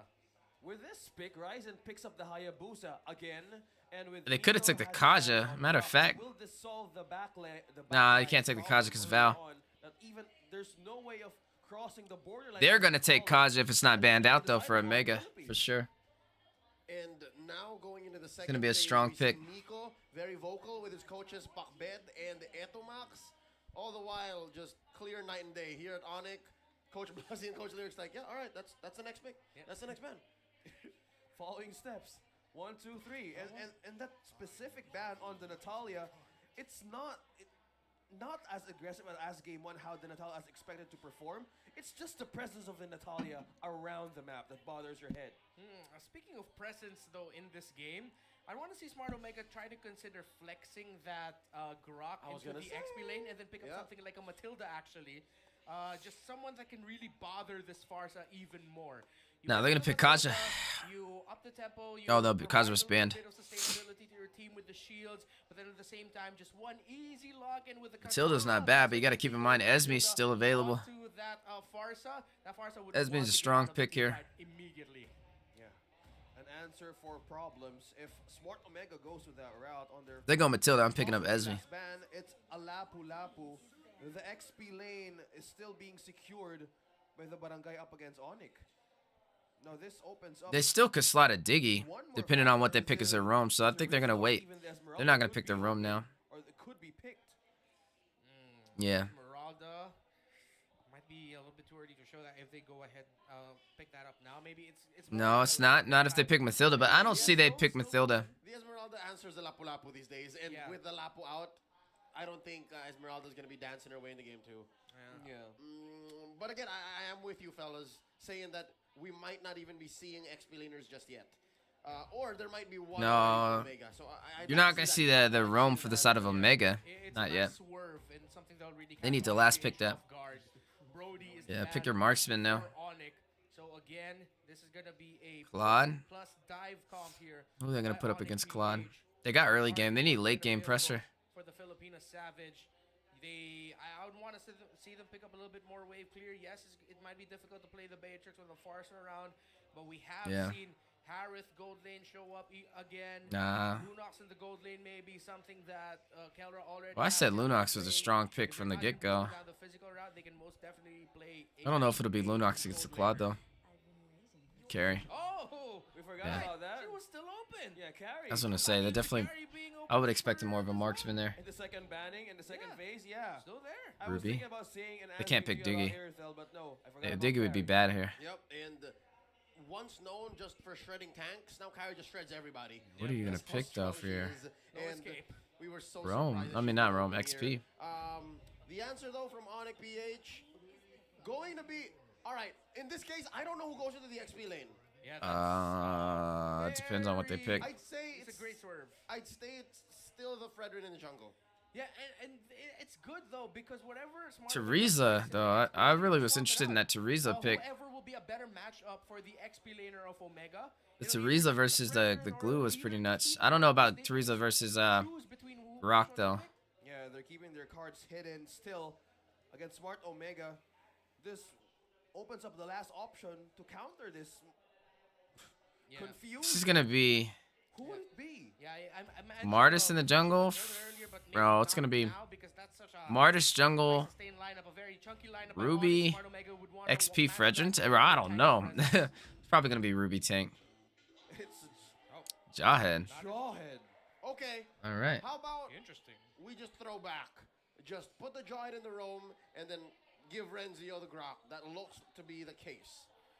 Okay. Why though? So the approach right now for Omega is wow, they really Why have Jawhead? in terms of if they want to play aggressive. What is he an answer for here? Have The damage Farza? of their core roam 3 of the Valentina, Hayabusa, and the Yeah, I don't know. I don't together, like things that. go well, and That's what I'm then that saying. It's power so counter. weird right now for MPL meta, bro. It looks a little bit more well-rounded right now for Omega I this don't time know. around, and this could work out if Onyx aren't careful.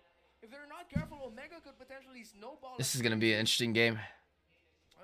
Omega, great drafting. Yeah, this could actually work for game number 2 up against the lineup. Might see of another Onyx. sweep. They're I not think sure it's gonna be who's another gonna sweep. go for this role in this lane, secure everything up. What I like about Omega's draft, especially as they closed it up with the Jawhead, is most fights they pick, they choose when and how it happens. Yeah. So this is lethal. I'm looking forward to a snowball.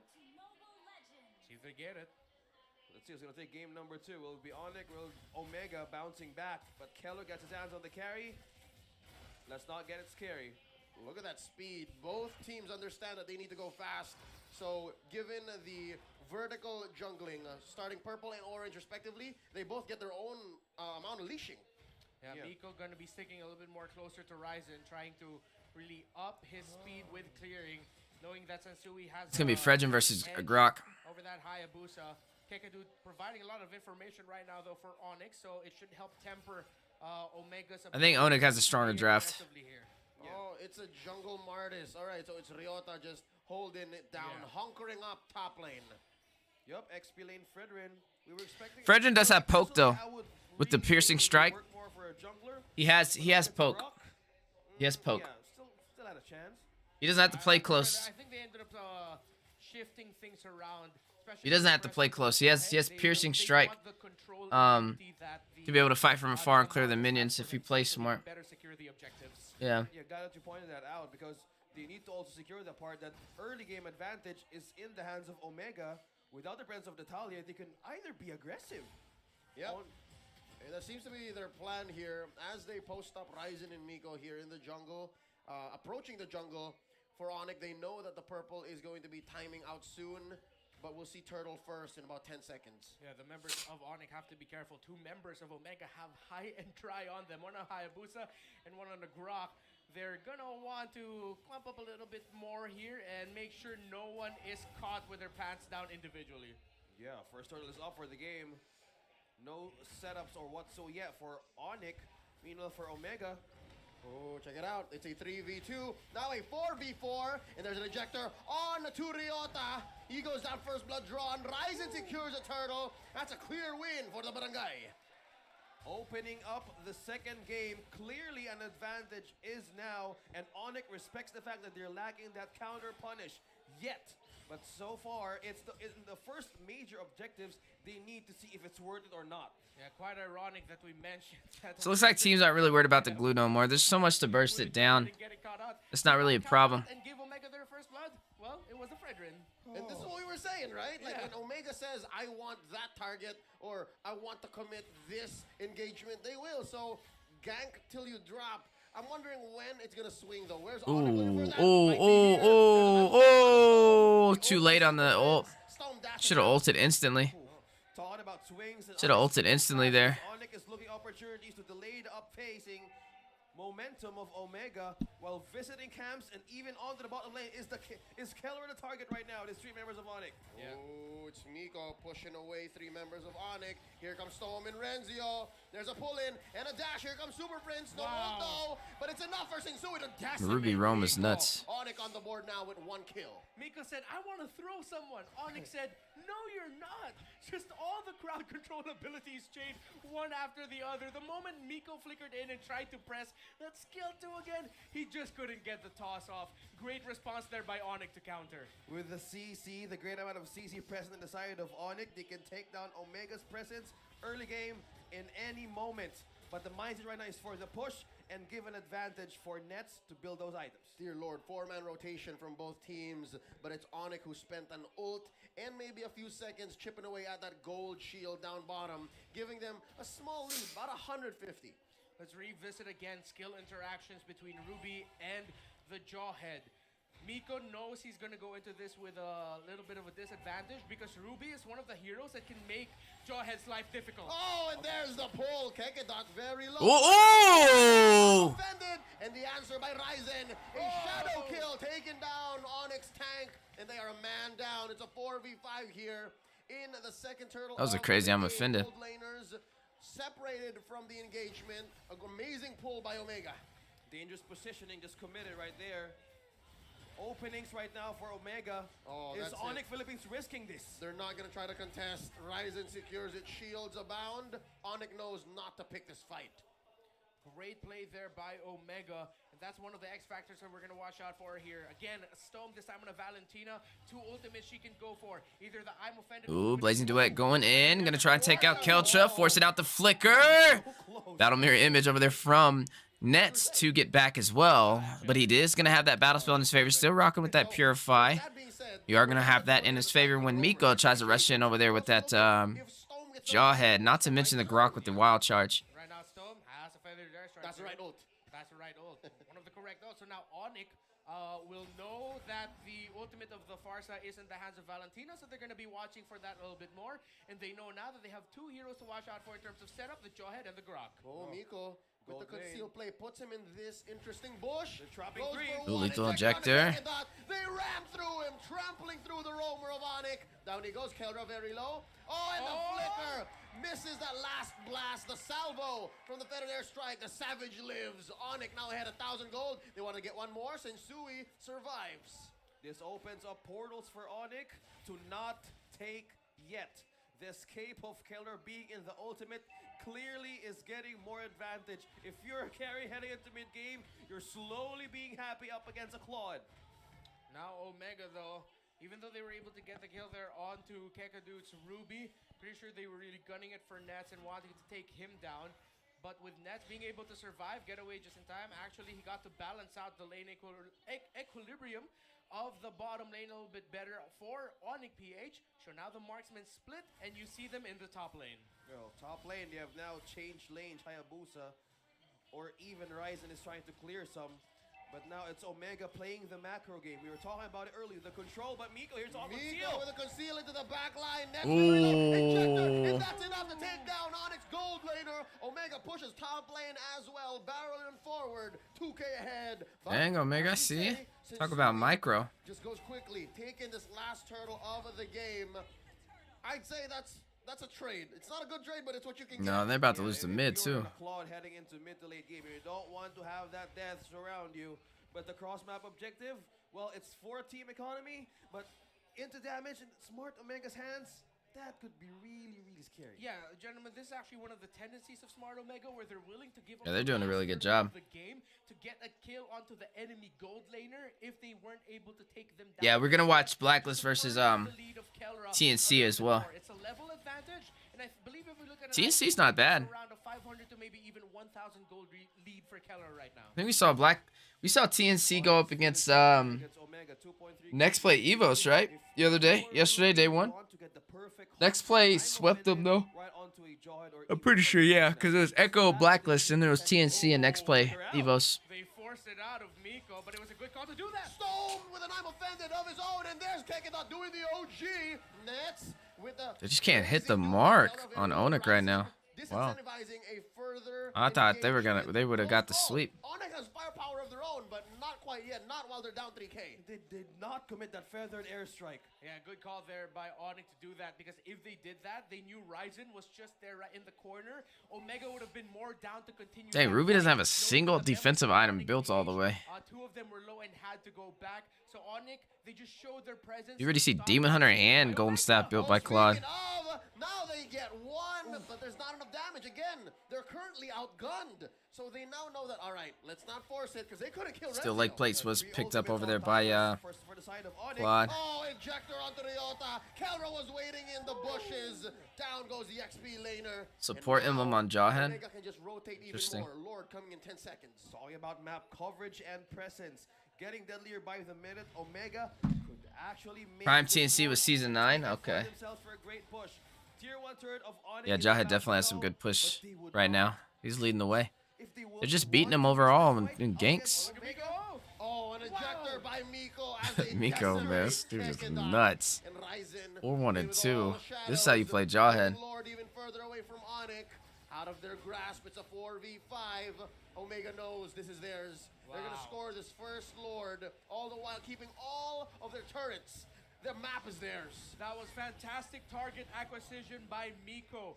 Oh, Miko knew that if he Yeah, could Miko- resist Miko's Suzuki, definitely high a chance godly he would be able Jawhead. to escape. So they said, let's do the next Yeah, they one. need to Let's split or make something. They're take away just their roamer. Omega's all over them on these on the map. Ryota, man, it's going to be difficult for Onyx to get close to that Lord, and that provided all of the time and space for Omega to take the Lord without a problem. Yeah, we were talking about the CZ early on in the game. It's Sensui could actually add a way of getting control for the setups of Omega, but if they would rely on Kekeru, that Yeah, could be Jawhead's a one major shot key defense. part in this. I was surprised when they picked it out. Could mean harm. So at least the good news for Onyx is they have a great high ground defense. They have a Farsa. They can punish with the I'm offended on Kekedot. But where does that leave Omega? I think they're going to start pushing the advantage, and they're going to start finding out who Might actually start trying to run Jawhead, so far, Rome. with a 6K gold lead on Omega. I think it's a smart thing. Onyx not leaving their base, not anytime soon. Yeah, right now it's a 1,000 gold lead for the marksman of Omega. The carry over the Claude, and now Omega trying to find a play there in the mid lane. Onyx really glad that they weren't able Nice. to get that. No, last year 3 turrets. And Martis is gonna fall off. Same with the Fredrin, so it's really he's gonna put everything in the hands of Claude and Farza. Sensui, they're not letting the head They just shots didn't put out. enough pressure on the side There's lanes. no way Yeah, they got 0 turrets right now. There wasn't any side lane Perfect pressure. set. Now, even the purple, Yeah, they're baiting them they're in. just going to serve it up to Ryzen. Like, that's yours, bro. Take it. Yeah. Yeah. Oh no, it's not looking good for Onyx. How would you even get an advantage? Oh, can still now? play. Not If gonna they find can anything. steal, will they get one? No. They're just feeling everything that somebody could actually be in a bush. Yeah. But that if damage is concerned, Nets has the wind of nature. Great pickup. I Damn, hope they that's are not- literally on the back end right now. I'd be surprised if they Now turn it's this around. needs, 'cause again, that I mean, trade Claude is already behind by a lot. giving up that third turtle to get that first kill onto Nets really bought them a lot of time right now. Checking out the items again, and there is an anti-cuirass on the hands of Sensui. It's going to be up to him to somewhat lower the physical damage getting dealt out by Omega, but again, carry deals true damage. The Valentina is still something to worry about, and there's still only an Athena shield on Sensui. Miko looking for one. Instead, he's the one who gets Oh, pulled in. down goes Injector Miko. onto They're Ryota. finally able to shut that man down. Using a flicker. Use the That's whole a team man to do down it, though. for A lot of burnt Omega. utility. 20 seconds, though, until the turtle does, or Lord does spawn in, so this is a chance for Onik to be able to contest. 2-3 more times. It's about 15 seconds till Miko gets back on board, so he will make it in time, because Jawhead has To actually get the really good edge over mobility. Barangay. With 6K gold lead, 12 minutes and 25 seconds in and counting. The Lord spawns in 4 seconds. Onyx has a man advantage, but Miko will be back in time. And whose time will it be to get his second Lord of the game? They need to manage and clear the waves properly. Yeah. There's 3 turrets. All of the turrets, rather, are present Yep. in the side of Omega. They have defenses to worry about to be taken down and the side of Barangay and to take out even Kelra or Ryzen. Yeah, an Omega loss in So this much. team fight will be devastating for them. Because if Omega loses this next team fight, Onyx will be able to get a lot back on the map, on the gold, on the items, and on the control of this game. It's a quick snapback. The rubber band effect. Let's see. Look at this. Sensui walks into a bush full of 3. There's a concealed play by Miko. Here comes the rest of Onyx PH. A feather strike coming in from Super Prince. And into the back line. Renzio goes down. So it's Ryota for Renzio. XP laners. Hold on, they're still hanging in the fight. Get Miko. Still standing.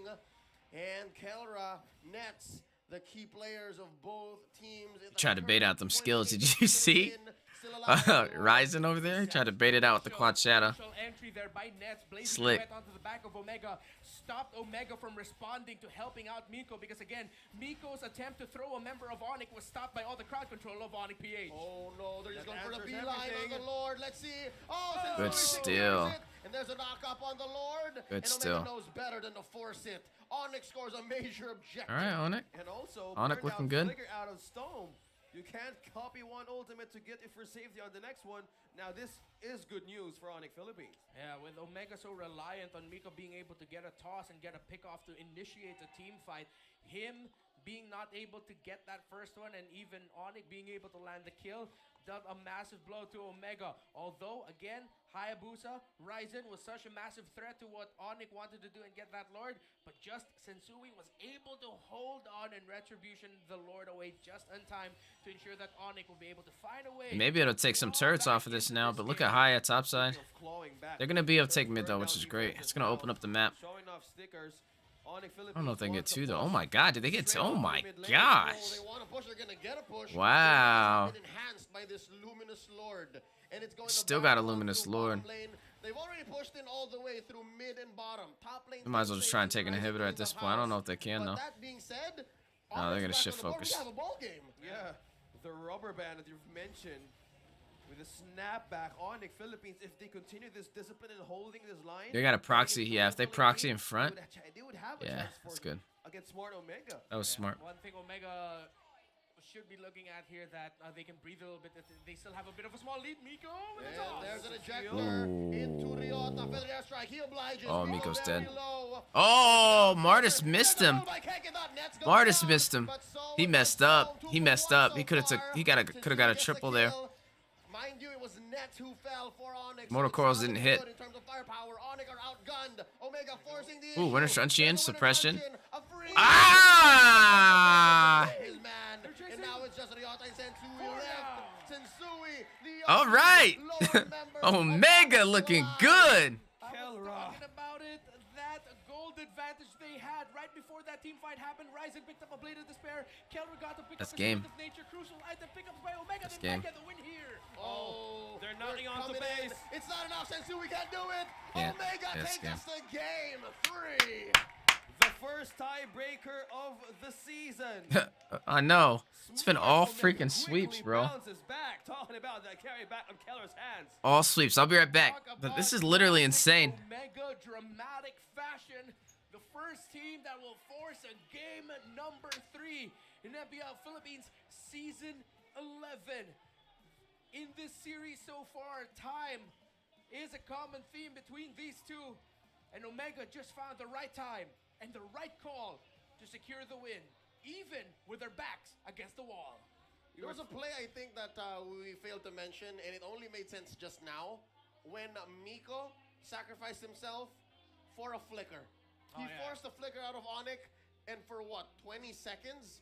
He was playing with pull yourself together. He was going to be fine, and I think the fact that Miko was so gung-ho and just unabashed, he was just willing to throw his body at Onyx PH to force us into game 3, and that worked out. Yeah, that conceal call, and everybody thought on Onyx Philippines he was just buying out because of the peel. It gave so much angle for Keller to dish out so much damage. Yeah, it's like you forced a flinch. It's like Miko just showed up to the members of Onyx, like boom, and then the members of Onyx just stepped back a little bit, but then Omega said, "Oh yeah, it's our time now." Yeah. They flinched. Yeah, see? And we were talking about how Onyx Philippines could bounce back. You said do it 3 or more times, getting the Lord, they need time. But if you're a carry in the hands of Kellera, that's just deadly. Yeah. They were playing On a on late different clocks. They were playing on different clocks. Yeah. And Omega knew that their clock was running faster. For Onyx, as sure and as inevitable as it it was just so hard to pull off from that position. Well, now in the first tiebreaker of the season, that's Barangay bouncing back up against Onyx Philippines. Now, Renmar, break us down what happened in game number 2. Oh, OSX Leo, I'd love to break you guys down with what happened in game number 2. It was about time, as we were talking about here. And let's reverse time a little bit and go back to early game with what happened. Again, the Jawhead is a great surprise and roam pick, although it is a bit of a gamble because you're up against a Ruby, Bam! Martis, Green eggs and ham. even a Forza. So much control abilities that can stop you from initiating and throwing the members That Jawhead.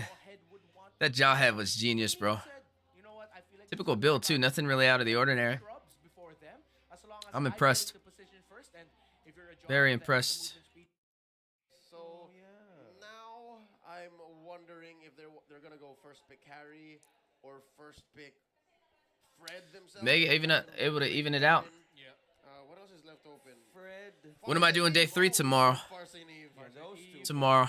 Hopefully I'm off tomorrow. I think I might be off for work, so I'll be streaming in the morning. Jungle. I'm gonna do day 3 tomorrow. I'm gonna do yeah, one of the best out Jujutsu there. Kaisen hero pool. Taking it away. Let's see. Do both of them. So, this opens up the board for Carries. Omega. Oh, yeah. They can See how first pick expensive it Carry, is. They can first Fred. pick Fred. They can first pick Kaja. Mm-hmm. So it's just now going to be a matter of options for Omega. But with all of the open heroes that we picked, that we mentioned, Oni can take 2 of them in the next picks. Yeah. There it is. It's a There's Fred. It's a Fred, but this opens. They're trading up the carry for Onyx. They will. Carry Farsa seems too much. I'd say one or the other and something else. Yeah, Okay. they're Valentina, a little bit more Valentina. utility. Okay. Did you see? So- Yeah, I will. I seen it. I just didn't get to respond yet. They could probably take the marksman open. Yeah. Carry. Shut up, D's. Wait. Covering over their junglers. I'm taking notes. Wait, hey. They might be thinking about the Karina. There's so many options. Glue hasn't really been much of a threat lately. I honestly think you don't have to even pick up the counters on Glue now. Karina, rather, still a good pick. Are they letting it loose? Yeah. And if you pick up a Karina, you turn off. Nope. There it is. There's the Kaja. Okay. I don't know about the Val though. So early, you don't know what you're going up against. Kaja. And honestly, they banned out the Eve. And that just really opened the field available here for Onyx to pick up the Valentina. and Yeah, the but I don't know how. They don't have to worry. I don't know how valid that is. backliner. However, the Farsa is available for Omega. If they want, they can, again, Farsa plus the Fredrin and then go for another high control roamer. Oh, yeah. Could be a very annoying combo to deal with if you're Onyx. What if Swerve? What if Omega find a way to play Lilia? And then you leave the Valentina just wondering, like, all right, I don't want no black shoes. Oh, yeah. Oh, yeah. That's Very- very possible as well. Lilia's not a bad option. Lilia. Leave them no chance and option for Definitely not a bad option. Ultimate to be taken.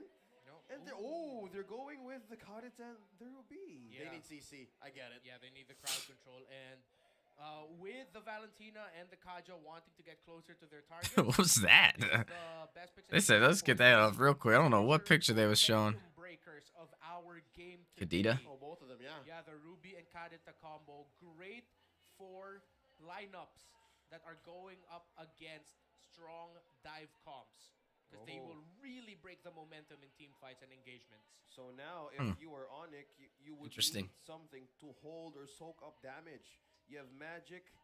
You could have. That is an some- anti-dive comp though. Well, attack damage. Yeah. But it's Claude going back in the hands of Nets. It worked in game number 1. Yep. We'll use it again. Did pretty well.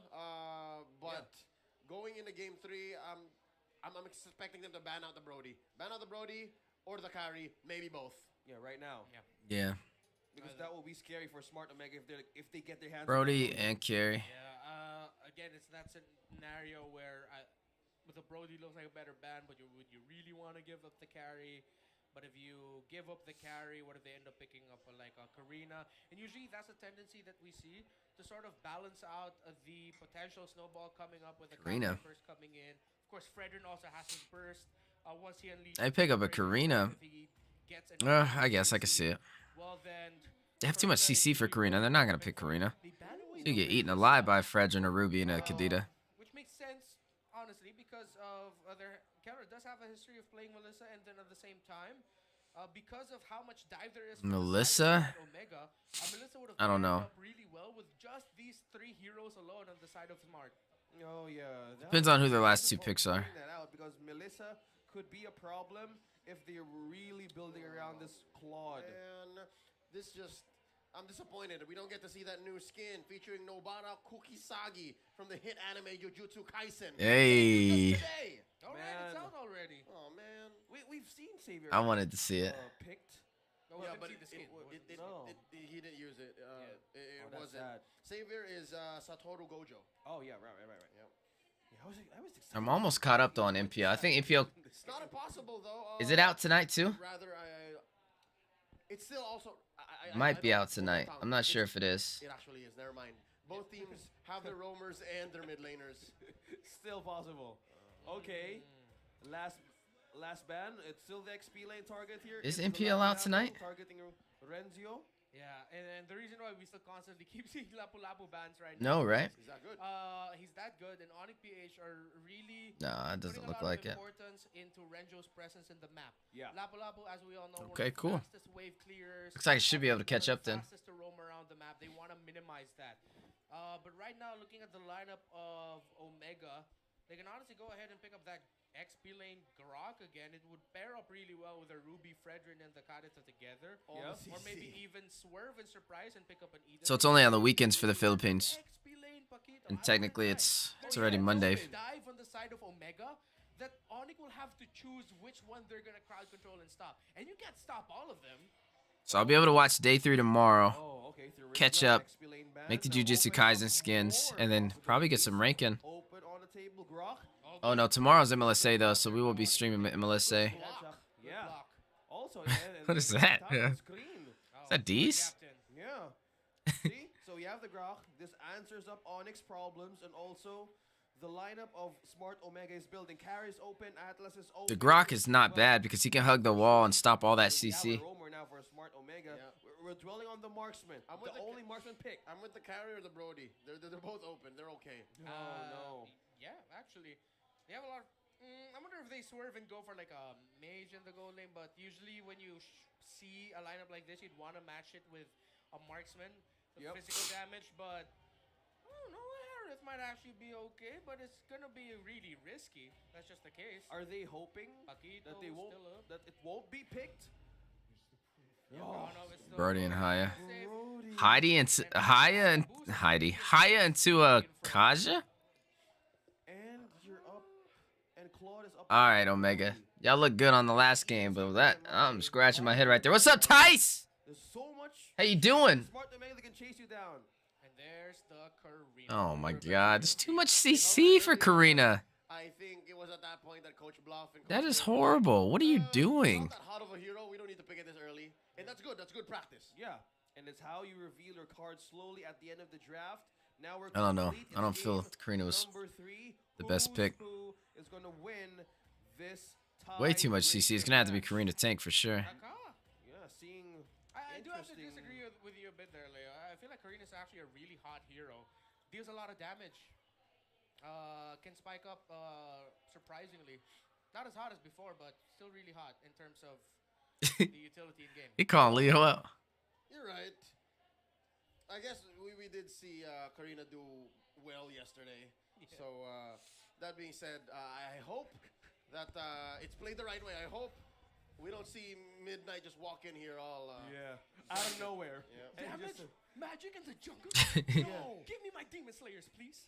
Almost 2 years. Is that what it said? Let me look. perform in a faster, Let's switch to my other version. jungle scenario. 19 months. Sheesh. Has it been that long, man? I'm getting old. Player on that Karina. That's crazy. Okay. Since These they're you on a up, fake account. friends. Is that Cheyenne's account? You're not getting any direct messages from now on. Now it's game number 3. What's up, Flaming Tiger? Early game. Nothing lasts forever. We can change the future. Also, Ryzen must work Just gotta do your best every day, man. Be the best version of yourself you can be. faster clear for this Karina. And that's the way you can get the most optimal outcome, Tanky build, or have the highest chance to get the most optimal outcome. some amount of damage. Of course, Mage build Karina, we know her to be that absolute burst dealer, but that just Ah! has it. Yep. More reliable. Yep. And this is Onyx bursting down Miko at half health. Stone quelling all further engages. And this is annoying, man. That revamp on Kaja that they put in him about a few months ago, It's so good. He's so sustainable. Yeah, the paralyzed. Yeah, the new paralyzed state that I believe is exclusive. I think it's gonna be Karina tank. Yeah, talking about the guy with I don't see them going damage here. perfect for the roam roll.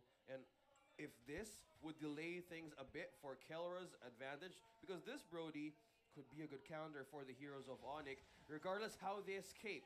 Because one thing that they're lacking here is setups. Because Ryota, well, Kegadu, they either can pick one, get a knock-up, or something to confuse their momentum. But the side of Omega, they have answers for everything. Yeah, the Divine Judgment is going to be really crucial for Onyx of who are they going to use the flicker and the pool on. There's so many targets though on the side of Omega that the Kekadude will really just have to Onyx have to be ready to respond right away because you can't waste the pull with just -1 in terms of crowd control. All right, here we go. First neutral on the board. Who's going to be able to get it? Karina's weak to CC, so I'm expecting Omega to have an easier time. Storm with the oddity, threatening a stun. Ooh, Frederick, you too far. Where's that wild charge at, Ryota? Before here, this is pandemonium in the first turtle. Why didn't you wild charge Renzio? With an appraiser's wrath, and Omega's just happy to be here. Oh, did he ult already? Maybe he did. He probably did. Omega takes the first major objective. Yeah, now that's something Onyx has to consider. Technically, Omega has 2 retributions on their side. Think of it just like a lethal counter of the bomber. That appraiser's wrath can really help Omega secure turtles and objectives, just like what we saw there. Wow. Looks like they're upping the pace up against Onyx Karina's jungler. Now, yeah, you will get Super Prince and Kekadu busy. Yeah. Instead of rotating. Karina. Yeah, Karina. Yeah, it's Karina tank. Flavor, yeah. Yeah. Looking at the items right now. No full build just yet. It's going to be a question right now on Kelra as to what is he What's up, Lay? How you doing? He's going to go straight for the Malefic Roar, the BOD. You know he's offside. He can still steal the turtle. Yeah. 2 Legion swords. And of course, he wants It's to the pick second up time the we've seen CS Fredrin on boots, Grok. While it's the opposite for Nets. Nets understands that, all right, as long as I have the steel leg plates, I don't need to run. I can actually, you know, bait out these duels. Yeah, by the way, Ryota picked up Rapid Boots to roam around the map better. Oh, Miko on the pull with Sensui in check. Here comes Kegadot looking for a Divine Judgment. Stone with the breath. He pulls back. Yeah, Super Friends got the ultimate of Storm. Yeah, So that even oddity. with the rapid boots, if you're up against a Brody, you would need that Fredrin put in common size work, with you. though. Russian Still anytime tank soon. him on And Fredrin, Renzo is preying even if on it's Ryota. XP. While on the recall, big stopper right there. Wow! Oh, He put the shadow, and that stopped the recall. What? Fake. What? Horizon right now, Ryota That's crazy. has his, back Man, just forced him out of the recall. running around. He's trapped There- with oh, the me. bot lane. Oh, Kelra not gonna survive a 4-man engage. Stone and Miko too late to the party. Too much pressure on Grok, though. He can just hug the wall and heal up. To confirm anything. Again, momentum breaker. This That was hero, I would nuts. say he was trapped between a 2 Grok years over there for Lay. I see you, big dog. 795. Yeah, Ryota being Sheesh. a standee display up in the turret. It's like we just started yesterday, man. Deplete the presence of a I started my whole dread journey live on stream. I used to have an afro. That's how you know times have changed. Just standing there going, hey, we're here. Onyx said, all right. we'll You've take seen us all the way from the struggle bus to now, man. Appreciate you being here every step of the way, too. solve Kelra until he respawns. We're just getting started. Into the lane. A pull in by Miko. Ryota popped in. Stone with the burst. And Sensui focusing onto Renzio, but the damage Too much CC. output of this They've got too much CC for a Karina. I don't know why they picked Karina. They were better off picking a Martis than a Karina. How do you evade that ultimate coming from Rengio? Yeah, they're tripping. Another Congrats on 100K. Thanks so much, my man. by Barangay. Yeah, this might open up. We also got slotted as an official caster for NACT this year, which is super exciting. No more energy shields on the turrets, and now Onyx, so much crowd control that they have to deal with. Earlier it was them with a lot of crowd control, like up against a Jawhead. Now with a Ruby, a Fredrin, and a Kadita together, that's just so much that will really break their tempo again. Yeah. Kelra has a stun too. Galra has a stun too. Yeah. Really difficult situation right now for Onyx. But again, if they get the right pick off and the right initiation around Martis or the Bauman Kadita, will do. then it's gonna be Uh, totally punishing. We'll do because of their burst. So Omega have the right tools to actually counter a full-on dive on. Congrats, that man, official professional Moontown champion now. We're getting there. I'm just trying to make it to M5, you know? That's the overall goal for the end of this year. I want to be a caster on M5. For Onyx Philippines, those Been working my butt off every single week for it. be very crucial. Oh, there's a call. Oh, here we go. Still playing the bottom side. Onik gonna rush in. I'm offended over there by Ruby. May be a possible pick off, but Sinsui gonna take down Storm on this Kadita. You're gonna see Nets take down the tier 1 turret for the bottom side, but the I'm offended connecting. Sinsui getting a little bit of CC in his disposal, but the kite damage from Nets on this blazing duet to force back Miko and Keltra on the bottom side. Make sure that Onyx gets him in full. Storm gets taken Oh, down. wait a minute. Grok? No, they're not gonna be able to make anything happen there. Top lane's open though. Even while that Kadita can fully use the animation of her ultimate. You have a moment as long as you know she does Manifesting Weezy Cast. I appreciate you, my man. I'm telling you, I'm manifesting is definitely key. And also just taking it seriously, practicing every day. I've been doing it. And I can't wait. You will see me on the desk. I'm definitely going to earn my votes, but it's going to be down to the community. You guys have to vote who you want to see in the semifinals. The casters duos are out there, so definitely make sure you guys go to the post and comment who you'd like to see in the semifinals, and also who you guys want to see in the grand finals for our NACT. I'm casting alongside my favorite caster duo, or one of them, Eunice, which is going to be an exciting time.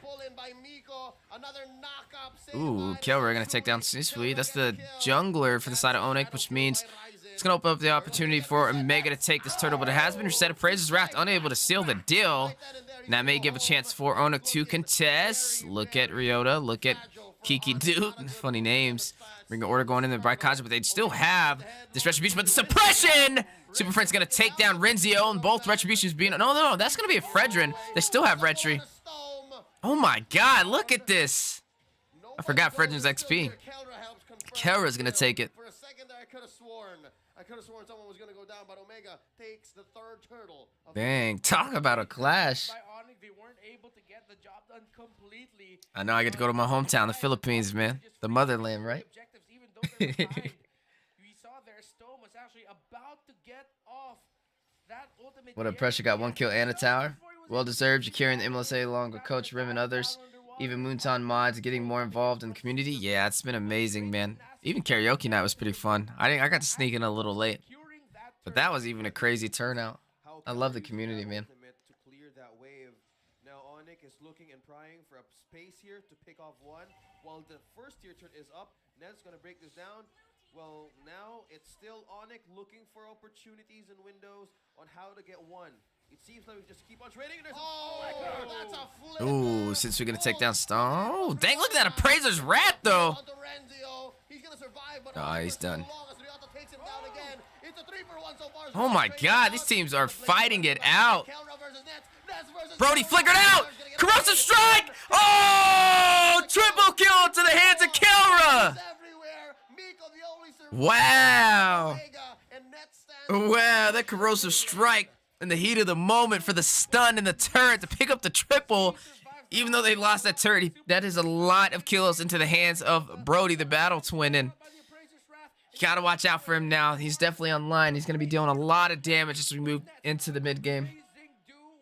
And being able to freely hit onto Kelra. And again, thanks to Kekadu's presence, committing to the act, securing the kill onto the gold laner of Omega, even though he had to trade his own life for it. yeah, instant replay brought to you by Infinix. Capturing the best moment.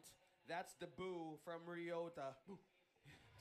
Changes everything. That was his boo. Yeah. Renzio's boo actually was weird. Yeah. Yeah, it was lit. I was just playing Among Us with them earlier. Oh, the Among Us event. Hopefully that went well too. Really good, trapping everybody in that short space. I bet they got mad maps on Among Us now than when it first came out. They only had like 2. Bet you they have like 10 now or something crazy. The surprise attacks, the peel-offs, because What's up, Maruko? How you doing? Sneaking up on us. Appreciate you being here. With Storm onto their side. Oh, I feel like Onyx might be thinking that the members of Omega will be coming from the bot lane or the bottom portion of the map because Kekadu is positioning alongside Ness and the orange buff. Oh, Ryzen could be in danger here. That's 3 members of Onyx. That's All right. Information. Members of Omega are sandwiched though. Stone very low. That's a knockup. He Oh. pops Ryota. It's a 4 versus 5 situation. Sensui very low as well. Wait a minute. Kelra gonna get a kill. Takes down Sinsui. No retribution for the side of Onik. With a blazing duet. And Kelra pops his own wind of nature. Kekadot falls. Kelra taken down by Super Prince. Currently a 3v4. And that's a double kill for the cleaner. And that's is not here to save Super Frames. A triple kill for Dean Sumagi. He is in the building, and this Lord is short for the world.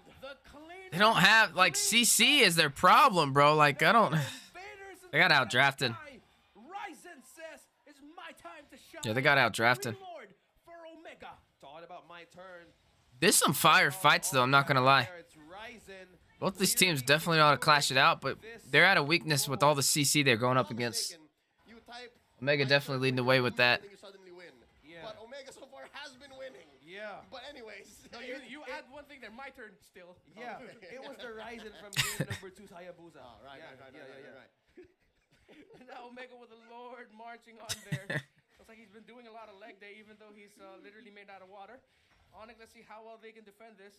Again, all the control abilities that these two teams can dish out have been X factors in the team fights that we've been seeing. Onyx, even though they got picked off early, it looks like they could have won that team fight, but Omega was just able to pop off their key items, especially as we mentioned, the Wind of Nature on Kelra kept him up long enough to deal the damage for Omega. Yep, not just that. I mean, the quality of the CC from Omega is just stellar. It's outclassing Onyx. In this case, they were outgunned and outstunned. So now look at this. Oh! Ooh. Another one. Conceal? Omega's starting to climb up. They got one! On the storm, and they get the pull! So that's one man down coming in from Omega. So it's a 4v5 across the board. Bottom lane, Net's gonna try to clean up house. Oh, wait. Ah, I thought I had it. The Sonics went fishing. I thought the minion had that. Pressure is building. Is Keko's gonna catch one? No, not yet. 3 out of 5. Sure, thank you. Athena shield already there for Kelra. So the burst damage being dealt out by the Valentina and the Karina is a problem right now.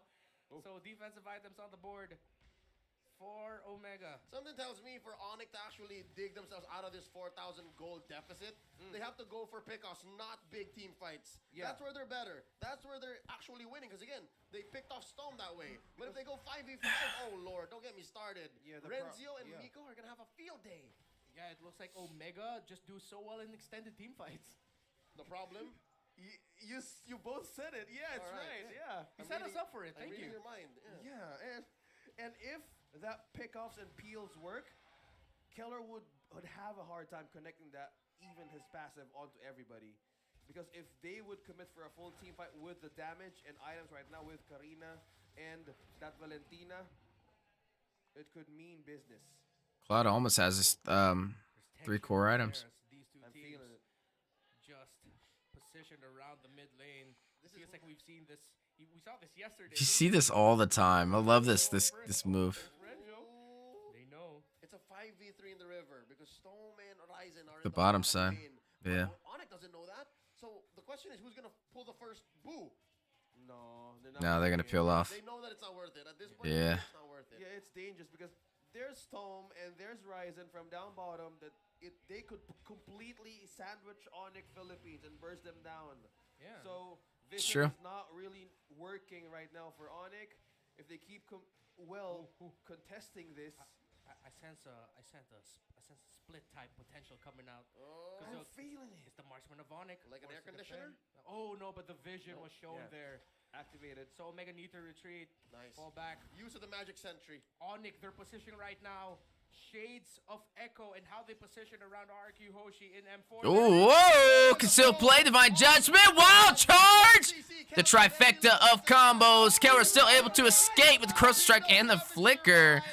Talk about a retreat. But now looking at the Lord, Net's going to take advantage of the separation since we're going to pick that up for the side of Onyx. And that is going to be Luminous Lord to work in their favor. But Weezy Shadow Kill going in to secure that Lethal Wonder. And it looks like Onyx definitely going to be having a little bit of a tempo change in their favor as we are moving into the late game, 16 minutes in.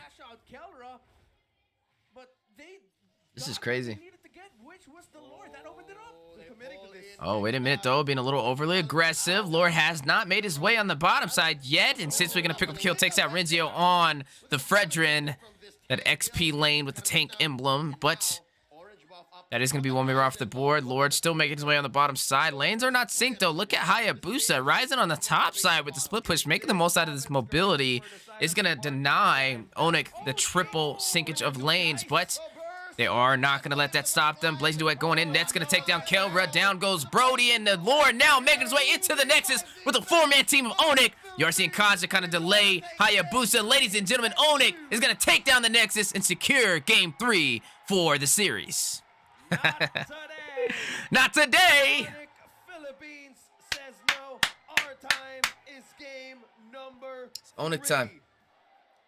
Onyx time. Completely balancing the equation that Smart Omega can take for Wow. the late game. A great, fun. And they had the Karina, bro. That's crazy. That's crazy. I'm honestly shocked. Game. I am honestly Series by shocked. these two teams. Of course, we can't see everyone win it all. Of course, we gotta talk about Cram. There's a reason I'm why shocked. last season we talked about Cram time. Yeah. And especially in MPL Philippines Season 9 as well. When Cram gets the heroes that can True be damage counters aggressive Fredrin? and Yeah, it make does. some plays, Cram time Who is the is true something damage they had that Blacklist countered him, though? International needs to watch out for.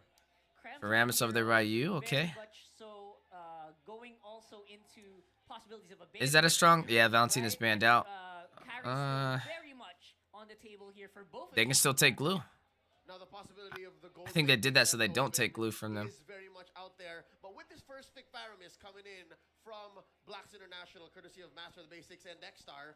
That's actually strong. Most people will pile the glue and then let the Faramis be picked up. But yo, if you pick up the Faramis, you get the glue. I like this more. This is pretty solid. But an early Lilia.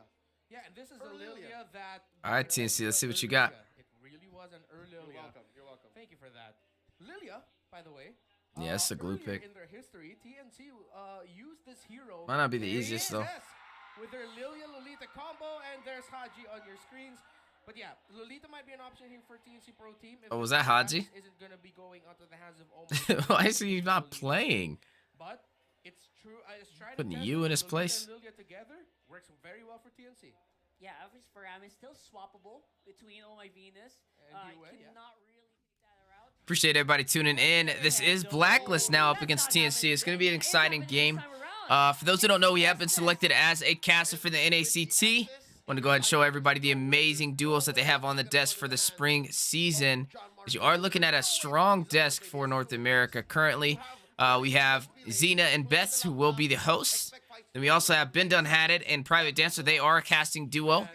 My duo is going to be with Eunice, so we'll be handling the desk on certain days as well. And then we also have Coach Deku and Trex. So definitely sitting strong. 3 casters from the MLSA. I couldn't be more proud. And then we also got 2 casters from the NASL. So this is going to be a fun time. It's going to be a little different this time, though. It's not like we're going to swap casters, so I'm not going to be casting with Trex, Deku, Private, or Ben. It's only going to be Eunice because they're caster duos. So make sure you guys kind of tune in to all of these casters on their days, and make sure you guys vote, as there is going to be a voting for the semifinals, and it's up to you guys to decide who you want to see lead the way in the semifinals based off all the casting days that they had prior to it. And then also, make sure you guys vote on who you'd like to see kind of cast the in-person event for North America as well. So exciting times. North America NACT, the North America Challenger Tournament registration is currently open, and it is going to be an MPL format. Not to mention, we are also inside of MSC now, which is insane, bro. That's something I'm super excited about also. Oh man. So could this be But back into the draft. Coach left and right here in the draft? Because I see something else coming up. The fact that Lolita nor Atlas have been banned. That is true. The rumor for TNC still out there. Oh, for Ramus and Why would you prioritize a Cho instead of an Atlas ban? Estes? Probably, I don't know. There may be challenges. Bro, what? There may be Blacklist be doing all kinds of crazy stuff. But I really do think. I don't know how I feel about that one. It's a good incentive to actually ban out the Atlas here in this game. Yeah, I understand the Cho ban though, because as we were talking about TNC earlier, they're the type of team that, yes, this squad, we haven't seen them really gel 100% as Yeah, I don't know about that. But individually, as like small groups spread throughout the map, they can pull off plays, and Cho is perfect for that. Hence the ban by Blacklist International. Especially if you're playing with a with a roamer that used to be a mid laner. Yeah. The mechanics that Escalera brings to the table is threatening. It's scary. So now I need to start saving my ticket now for M5. even open the Atlas. Fly out to the Philippines. It's going to be dope. I'd want to see a Lolita pick up by TNC though. And the Lolita, yes. Oh. Yeah, and to relate to that, who is that player that was a roamer, swapped off, transition in the mid, and was just super successful. Over here. He's over He's here. right here behind us. Haji He knows. himself. Yeah, He knows. and that's a sign of respect from Blacklist International that they're looking at Escalera and the potential threat he can bring to the table as a roamer and go, you remind us of Haji, we're going to take away some of your heroes that we'll respect. We were talking about high burst picks, hence why they took out the Natalia earlier in the game as well, and even the Kadita. If teams would want to play Haka V, I just realized Blacklist is playing Haka Escalera. Man, they really are. It's like a challenge by Blacklist, right? I dare you. I dare you to pick that Atlas up. Oh, Rookie of the Season, Season 9. Escalera. This much respect from our World Champion squad, our Season 10 Champion squad. Escalera, how well can he escalate things for TNC to win this match or put things favorably for them? Roamers running It's out, your man, really Venus. taking their time thinking about it. Atlas was mentioned a lot, but Ruby is still also on the table, and they pick it up. I think that They're going a lot of sustainable, the huge sustainability route, but they're lacking damage. They're gonna have to have a strong marksman. Powerful pick in the recent times. Blacklist lost to an Atlas. You think Moskov? Exactly. Piloted by no other than Yowie World Champion. Melissa? No, it's not gonna be Melissa. Moskov? Brody? Is Brody out? Oh, Brody. It's gonna be Brody. Close games yesterday. Moskov or Brody? Still here in this one. Fredrin's still out there. Fredrin's still out there. Brody and Fredrin might be their last two picks. There's the Fredrin as mentioned by Leo. And traditionally, you think Brody when you're up against a Claude. And there's a lot of dive on the side of TNC. They also have a Benedetta to worry about. Seems like the safe pick to go unless they They can master the trust basics. Moskov. You can really win out a lot of those early game trades if you pick up the Brody. Yeah, it's Brody. And there it is. And that's what they're opting for. Playing it safe. Surprised these Also, walks, some weird Brody was bands. the tougher marksman out there. Right? Yeah. He can protect himself. And with the case of Super Red, we saw shades of his brilliance yesterday. I'm guessing with the support that Oh My Venus can put on the table, this should be key. Nah, Melissa wouldn't be drafted because they have a Recently seen here in the Philippines, Ruby to go against and a Lilia. will be playing as a jungler. I believe this should go to the Hanzo. Oh, this is Hanzo. Correct. We saw We've it seen the Hanzo in MDL. We saw it banned multiple times yesterday. Twice, yeah. Blacklist was also one of the teams. Are we about to see Hanzo roam? So they saw this coming. Are we about to see Hanzo roam? Somehow in the back of They their said it mind, was nasty in MDL. I didn't get to catch that match, but I'm excited to see TNC pull it out. Of this one, we'll have to find Is that out. Hanzo Of Rome? course we do I think it want is. Your predictions as well later on. Always such a good time to predict here before the match starts. Things coming out on top here. I honestly would have changed my prediction if I knew that V would be playing Estes. Because that thing is a thing of beauty. It really is. Oh man, and Estes. Oh my, Venus said it a lot during M4. You really want to beat us? Why are you giving us the Estes to get picked up? And Echo yesterday, still continuing the trend of giving away the Estes. They were able to defeat Blacklist, but now TNC seems Yeah, like Venus's they Estes is just they insane. have the strategy to beat the signature pick of Blacklist International. Oh my Venus. Let's see if it will work out for them. Check it out. Yue pressuring Riku, given that this is a very high sustain, high burst mid lane that TNC is rocking.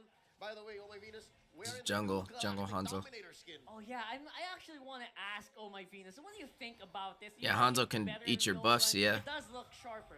So Pretty broken. Ooh. Sasa Jago with an easy take there on the Little Wanderer. He's level 3 by the way, very quickly. That's how it works. I mean, One of the perks. As soon as he saw it, he ate it, basic attack the purple, and Bob's your uncle. Yeah, it's just so smooth. We'll have to find out if this is going to impact the lanes a lot. Because if you don't impact the lanes, therein lies the problem. So I think Saksa Jago, he's kind of pressured to act a lot earlier than usual. And right now, both teams still just playing it normally and traditionally. We have to really watch out for this Hanzo pickup and how well it's gonna do.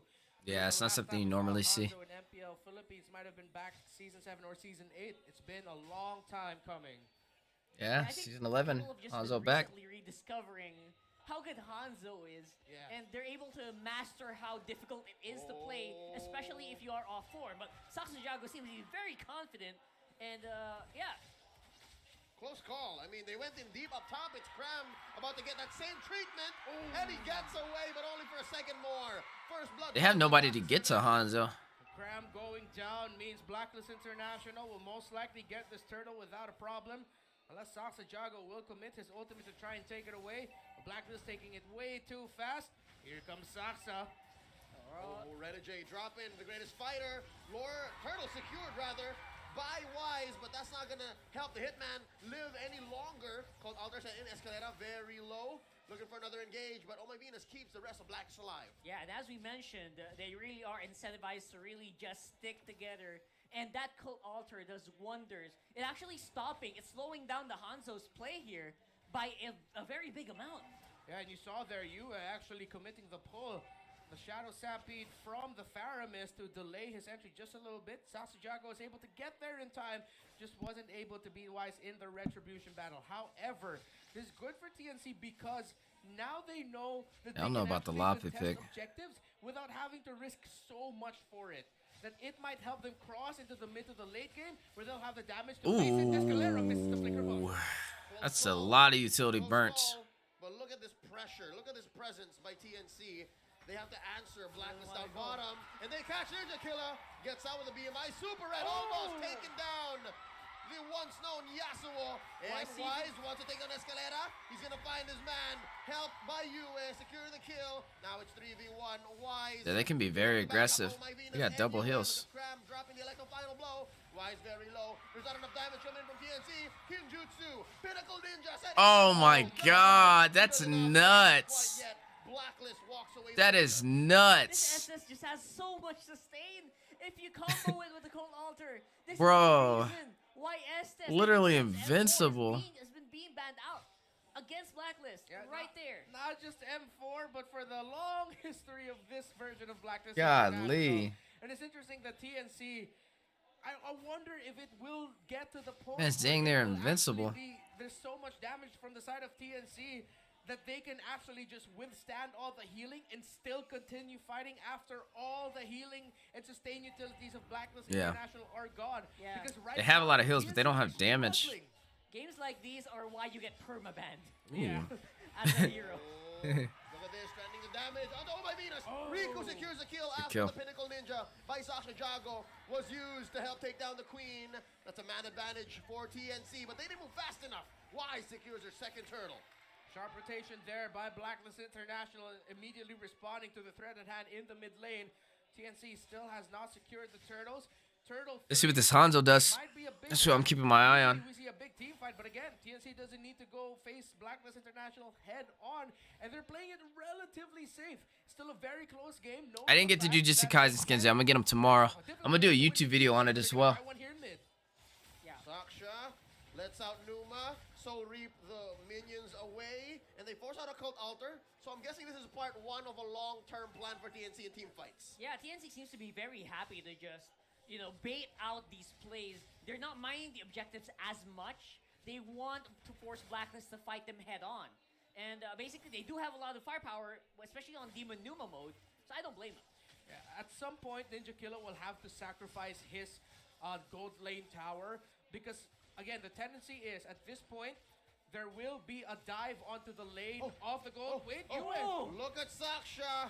He was so close, so close. Yeah, I really want to see what this Hanzo does. They don't have an answer. They can't get back to him. This is just a teaser of Nobody can get back to him on their team. late game B for this Hanzo. Lapu trying to chase him down. TNC going for the bot lane. Down bottom, Escalera helping put pressure. This is a very interesting comp for both sides. Supporting their rookie in the gold lane. Super Red pushing back. You don't like the new skins? No engages just yet. Look at Escalera. He's waiting for his ult.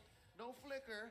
TNC back off. I thought it was cool because Julian doesn't have any skins, so that's better than what he has. And same with Xavier. Their skins are so basic, their original ones, that I'm glad they did it for them too. They definitely needed it out of most of the heroes.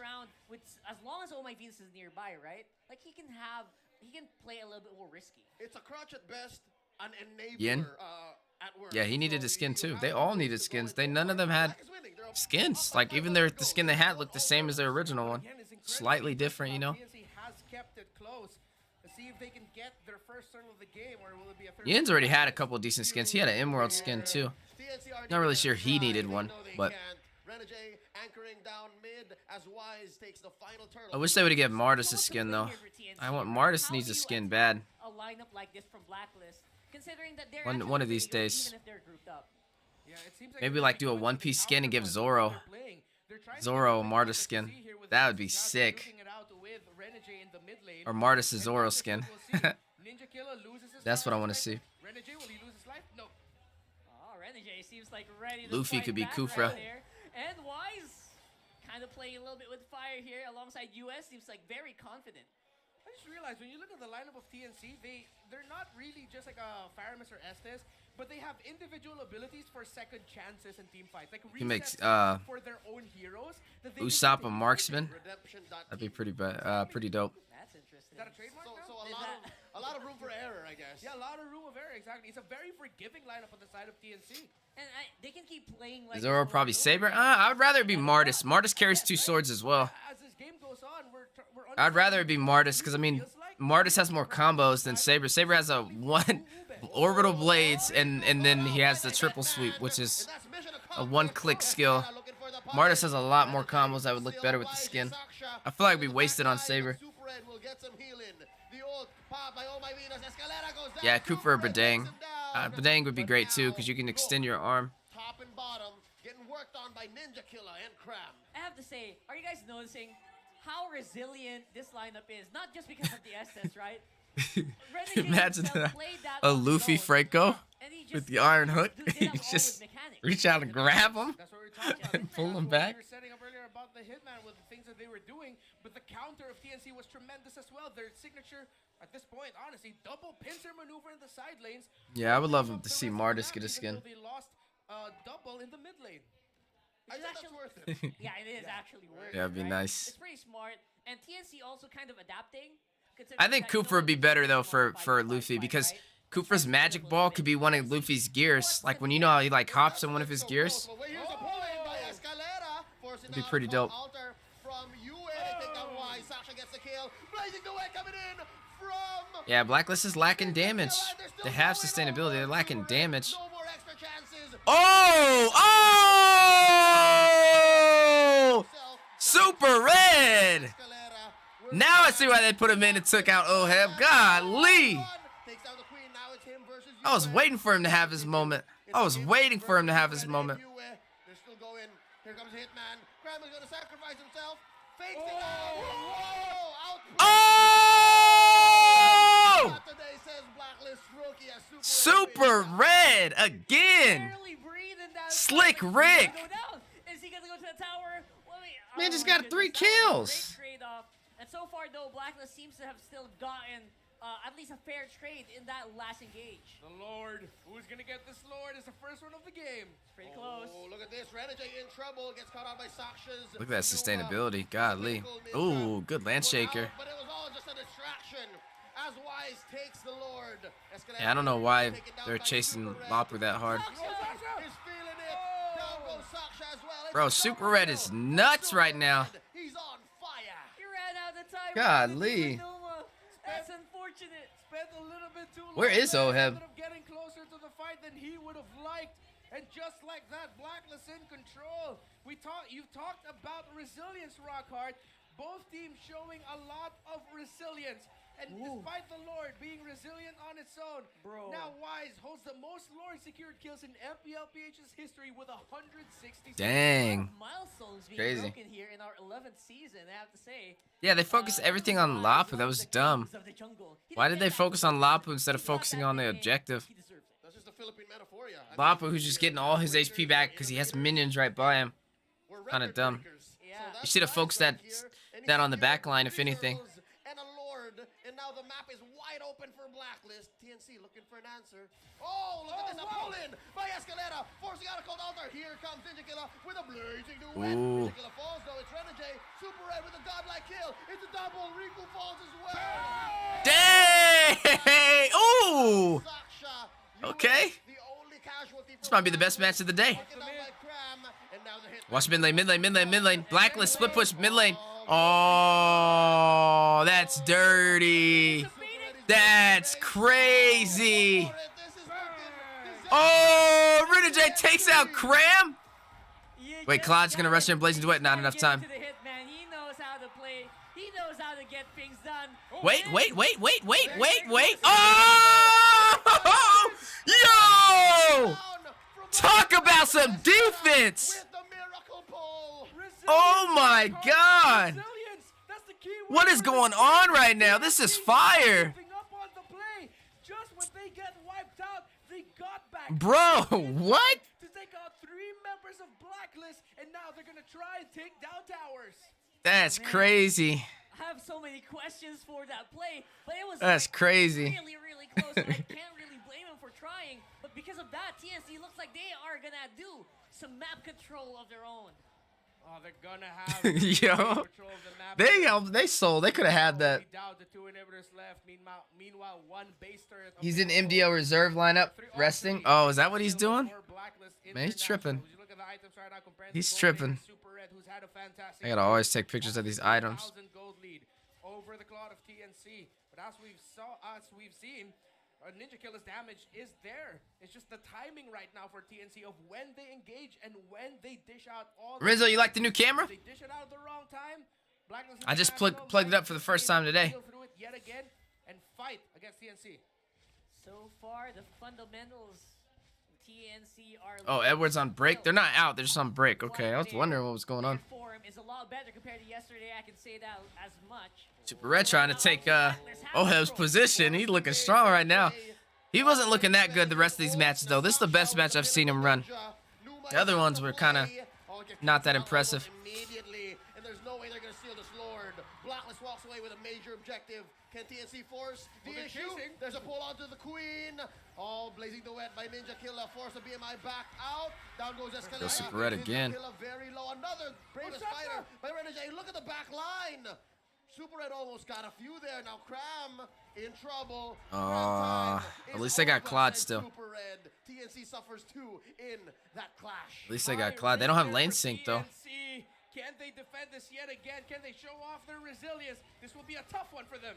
You with a flicker pull, putting Riku in harm's way. Now Ninja Killer just blasting away Sasha Jaguar as well. Ooh, Super Red. For Riku to survive. Super Red's onslaught. Now it's just they don't have lane sync. I don't think they can clear it. No, they can't. Not over quite yet. TNC still breathing. I really love that. All because they messed up on that push. They could have ended this game. He just hit some attacks and then backed off, waited for the rest of the team.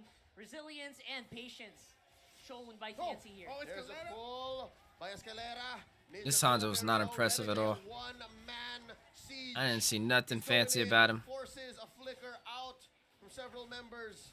Now TNC. Not to mention he focuses on a Lapu on a Lord play when he has the range, and he also is able to get easy contests.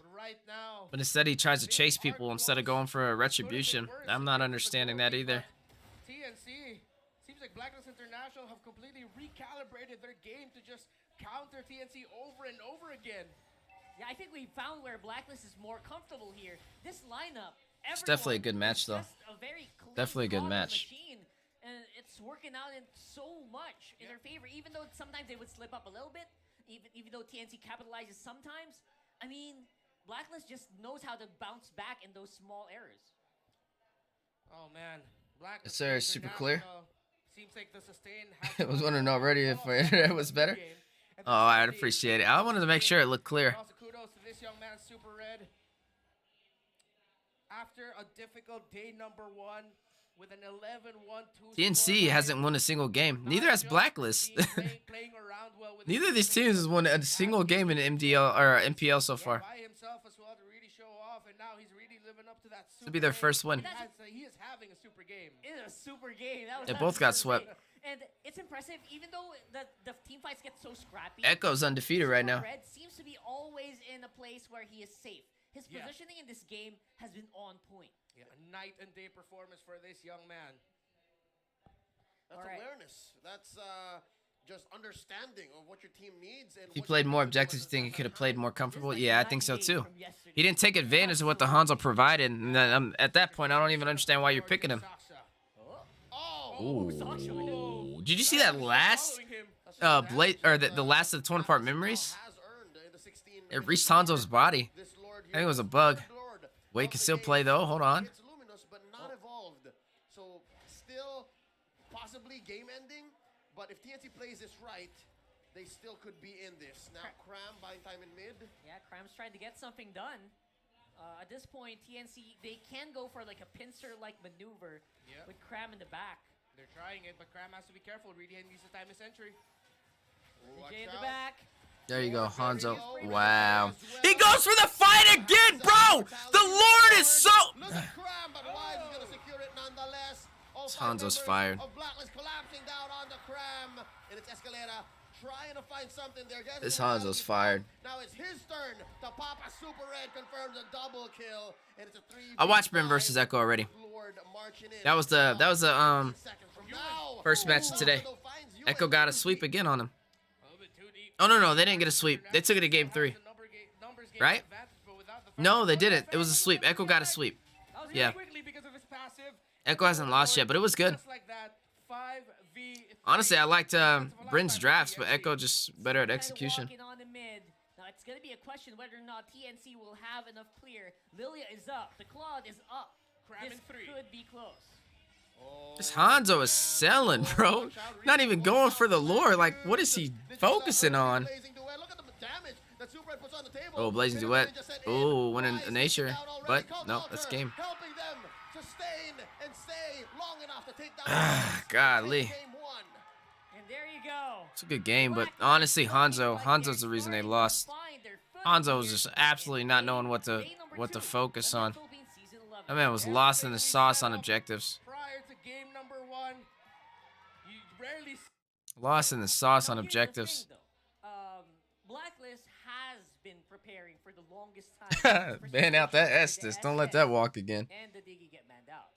So I was Golly, surprised by bro. Lolita. Maybe that's something that they can attack right Literally away. nuts. And obviously the Faramis is a huge possibility as well. Yeah, if the Faramis doesn't get banned here, which most likely they will try to leave open, the Lolita becomes all the more a commodity. All the more, you're going to ask, TNC, is it worth it to first pick the Lolita? for me, no. No. On a fundamental level. Don't first pick a Lolita. As much as I love Lolita as a roamer myself, and Ben thinks has a great history with a Lolita, just no. This is what I miss. Save it for a little bit later. This is what I miss in MPL Philippines. The mind games, it's very apparent. Yeah. Right? International stages, it's kind of just flat out straightforward. So we seen Onik take over. Onik beat Omega, right? Yeah, they did.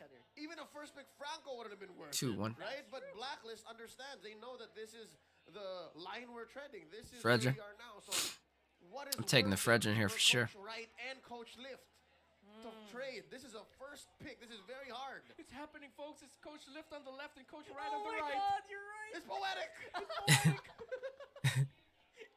They I don't know. Yo, if these maybe they hand were warmers, watching why do yesterday, they but do that? there What it is up with everybody using One hand that warmers? we did not Wait, gloss Kaja? over. Oh, One Kaja's of not them does available. get banned out. She has been banned out 100% of today's games as far as I'm concerned. So this is worthy. This is a pretty good Whoa. first pick. Oh my goodness. What? Look at that. What a beautiful. Just pick up the here Fred. from Blacklist. But still, I can't get my mind off of this. They don't even care about Fredger on Blacklist. If I'm TNC here, I'd consider taking away the Fredrin, Yeah. or even picking up something like the Barretts early, because right now this is following a relatively similar. trend Fredrin's to great. yesterday. Echo first picked the Joy, Blacklist first picked the Valentina plus the Fredrin, but since the Faramis is open, you'd want to pick up the Oh, Faramis. marksmans are So available. now they can Claude? actually pick up one of the favorite junglers. That could wait on Claude, though. And then their marksman pick as well if they'd want to. They can go either Fredrin Claude, Barrett's Claude. If you're taking the Freddy, now is the time to do it. Yeah. Yeah. There's Claude. Okay, it is Claude. Fredger. No Oh. counter pick today, ladies and gents. Huh? They picked up, What? Barrett's pick. Excuse me? That's fine. I think. No, it's not. They're gonna pick Fred. Like it as much. 'Cause Bro, they are every time you pick a tripping. Farsa against an Eve. Pork I mean, day. A Valentina. Yeah. It just doesn't turn out well. No. For a team that picks a Farsa. You just gave the Valentina something to steal. A But beautiful ult. that's what I was thinking too. What is the exchange rate? What currently Oh, that's dumb. is That was not good. the economy of picking a Lilia against a Valentina? Rise's retry's How pretty different insane. is Yeah, that? it definitely is. That's what I was thinking in my Kind of head, feels like he has insane damage on it. Right It's away, always Lillia, secures his Lord. super Just aggressive in the crazy early, movement. Or go this way. Wait for the Lillia to come through, and then you pick the Farsa now. Now Blacklist International with their third Like the pick. Fredger. Will they show their gold laner as well so that they don't get trapped in the second phase? And they do. That's okay, because Fredger's not gonna walk. He's gonna get banned out. That's the Brady. The Brady. Brody's strong. Honestly, I probably would have did the same. Don't fix what ain't broken. That's the Blacklist way is looking like here in game number 2. They have to say they're really putting a risk onto the Fredrin here, but obviously Blacklist. So what are y'all gonna do about the Joy? Jungle, They don't have any suppression. league and probably in the world, so Yep. not too. Joy should have an easy time. Yep, KYs has fielded the likes of TSC is okay at drafting, but I wouldn't have picked the Farza there. I don't think the Farza made any sense. And now into the back. I think the Farza might have been a mistake. We're going to be following the trends here. Their own pick. Let's see if they'll still continue to hack a Ben things this time. Hack a Ben. Oh, they're actually respecting the Hanzo ban. Can also still be Hakabin. Yeah, Again, yeah. one of the few successful Hanzos in Philippine meta is a roam Hanzo. This is the reason. That's a primary reason. Not that why jungle you Hanzo. ban Get that out of here. Anyway, Yep. right? So we did see the jungle, and there it is. There is the Fredrin ban, which maybe will be. Did they team swap? forcing Wise to CNC go on team heroes swapped? Like the Barretts. From game 1? Let me And see. that's why I feel like now the approach of TNC might just be. Oh, they did. Twice this time. Holy cow. Away his, favorite Yeah, they did. Barrett's earlier is a potential pickup, and it's looking good. They don't have Cram. They have King Kong in his place. Riku got replaced by Innocent. Oh no, Goyo. Wow, they got Again, we're looking They at got some. I think this is a stronger lineup though. overly dominating This is. I think this is their starting 5. in the early to the mid game. 'Cause right now, Joy late game is not really like a huge factor, but in the early game. Hope to see you in MSC or M5. Me too, man. I can't wait. Late game Joy now is So, just like, some cool news. you're gonna go down. We did officially get picked up as a caster for the NACTs. So we will be on the desk for our NA version of MPL, which is super exciting. You can see all these amazing casters who are going to be casting as well. It is going to be a duo format though, so I will be casting every single time it's my turn to cast. It'll be with Eunice. And then also the other duos on the desk is going to be Coach Deku and Trex, Private Dancer and Ben. Now for the semifinals, they're going to leave it up to the community to vote which duo do you guys want to see cast the semifinals for North America for NACT spring season. So make sure you guys are voting on that. And then the grand finals is going to be voted by Moonton on who they want of all the individuals to cast the grand finals in person, which may be in New York, Miami, LA, or Las Vegas. So it's going to be an exciting time. But I'm just excited that I get the chance to be on the desk for another year on the NACTs. But my whole focus this year is to grind it out. I've been putting in work at the MLSA, casting at least 20 to 30 hours a week with the goal of being the best caster in North America and also being able to cast inside of MSC, which is amazing. That's brand new for North America. I'm not sure how many casters they'll allow from our region, but also being able to cast in M5. That's really what my goal is, M5 and MSC. So just very humble to be a part of this, and I'm excited for the NACT spring season. I don't know why, but a vibe in me is saying. Lapu Lapu was picked up. He definitely can give that Farza a hard time. Chance that we might see a Roman Sitar. Excuse me? What? Roman Minsitar. Rome Minzitar from Blacklist? I thought I misheard you. From Ben Things. Did you watch There's the the Kufra? Kufra. Okay, all better. right. That's better. That's This is- more of the this is Ben okay. things This is here. okay. There we go. I prefer this one. You're this is what scaring me here a This is little what bit. TNC does to me. I think of things I usually don't think about. Weezy for M5. Yeah, we got to start that. Pound sign Weezy for M5. Pound sign Weezy Cast. There it is. Now the wise hero. I've been working on it, man. It's my dream. But I want to earn everybody's votes, so I want to make sure I'm putting in the work and the time to give you guys the best casting, that you'll see for NA. So Especially if you hit the mid game. definitely something you have to work on every day. Super Red started to build his confidence and of course his arsenal. But the question is this going to be You're right, it is hashtag. Valentina, or will we see again something simpler like Barat, Hashtag or Weezy for M5. even Yakai? Oh, I had to mention Oh, it. there goes the Gwynny. I had to Okay. mention it. It's the Gwynny I've been hearing. About the Gwynny jungle. Like, I thought they wouldn't think about it because of the presence of the Kufra already. Yeah, but at some point you overload the Kufra. Where's the Yeah, At this point, is the what we're only gonna see. basketball Was the ult. Yeah, you're not bouncing all the time, brother. Exactly. Yeah, that's true. That's the thing. That's the thing about the Guinevere. Normally, you don't want to pick it up against a Kufra because of bouncing ball. It'll disrupt your combo. But you know what? All right, here we go. Let's jump into the game. Anything is possible. The last last time we saw this Guinevere played. Game 2. We seen Blacklist kind of dominate over that Hanzo, who had absolutely no idea where to focus. Victory under its belt. We haven't seen it since. How will it perform now on the second day of season 11? Yeah, at this point, You don't really need quite suppression against happy Joy. I with want to that sideline against Joy as Edith. Oh, TNC dang. can Really? actually Eke out a win, because right now That's insane. it's still dry in the win pod here for TNC. I think you need suppression on Joy. It depends on the Joy player. Who comes out on top here? For MPL level Joy, I feel like you should have suppression. But I don't know. I've been seeing a lot of people not even really worry about the glue no more with the Faramis. They just let the glue walk and still win against it. So meta's definitely shifting. Is that right for me to say? Do they have to go fast? Is it a snowball we're expecting from TNC? They have the tools to do it, and as much as possible, they'd want to do it. Again, they're up against a Claude, so yeah, they're gonna have to go and play fast and try to make the most out of their advantage that they could potentially get if the Farsa does well. Again, one of the reasons why Guinevere sounds good in this current patch is because of the adjustments, the knockback effects, and how stronger it is. Oh, look at that. Knock up onto the Queen. Oh, my Venus put down to a fifth of her health. Goyo very low as well. Benting's protecting his mid laner with that bouncing ball. Little Wanderer going over to Blacklist International. US performance in that game was superb. Yeah, that's pretty nuts. That he does not get hit at the last minute, but They had to switch the whole draft for our lineup for TNC. They got a whole new 5 running this one. Which is so difficult to deal with in the right hands. Yeah, as I have to correct myself, I mentioned knockback earlier. I meant to I just watched your live yesterday. Hype casting, man. Moontown should put you there. I appreciate that. Yeah, I'm hoping so. I'm hoping so. I've been getting my suits together too. We just posted one picture with our suit, which has been kind of cool.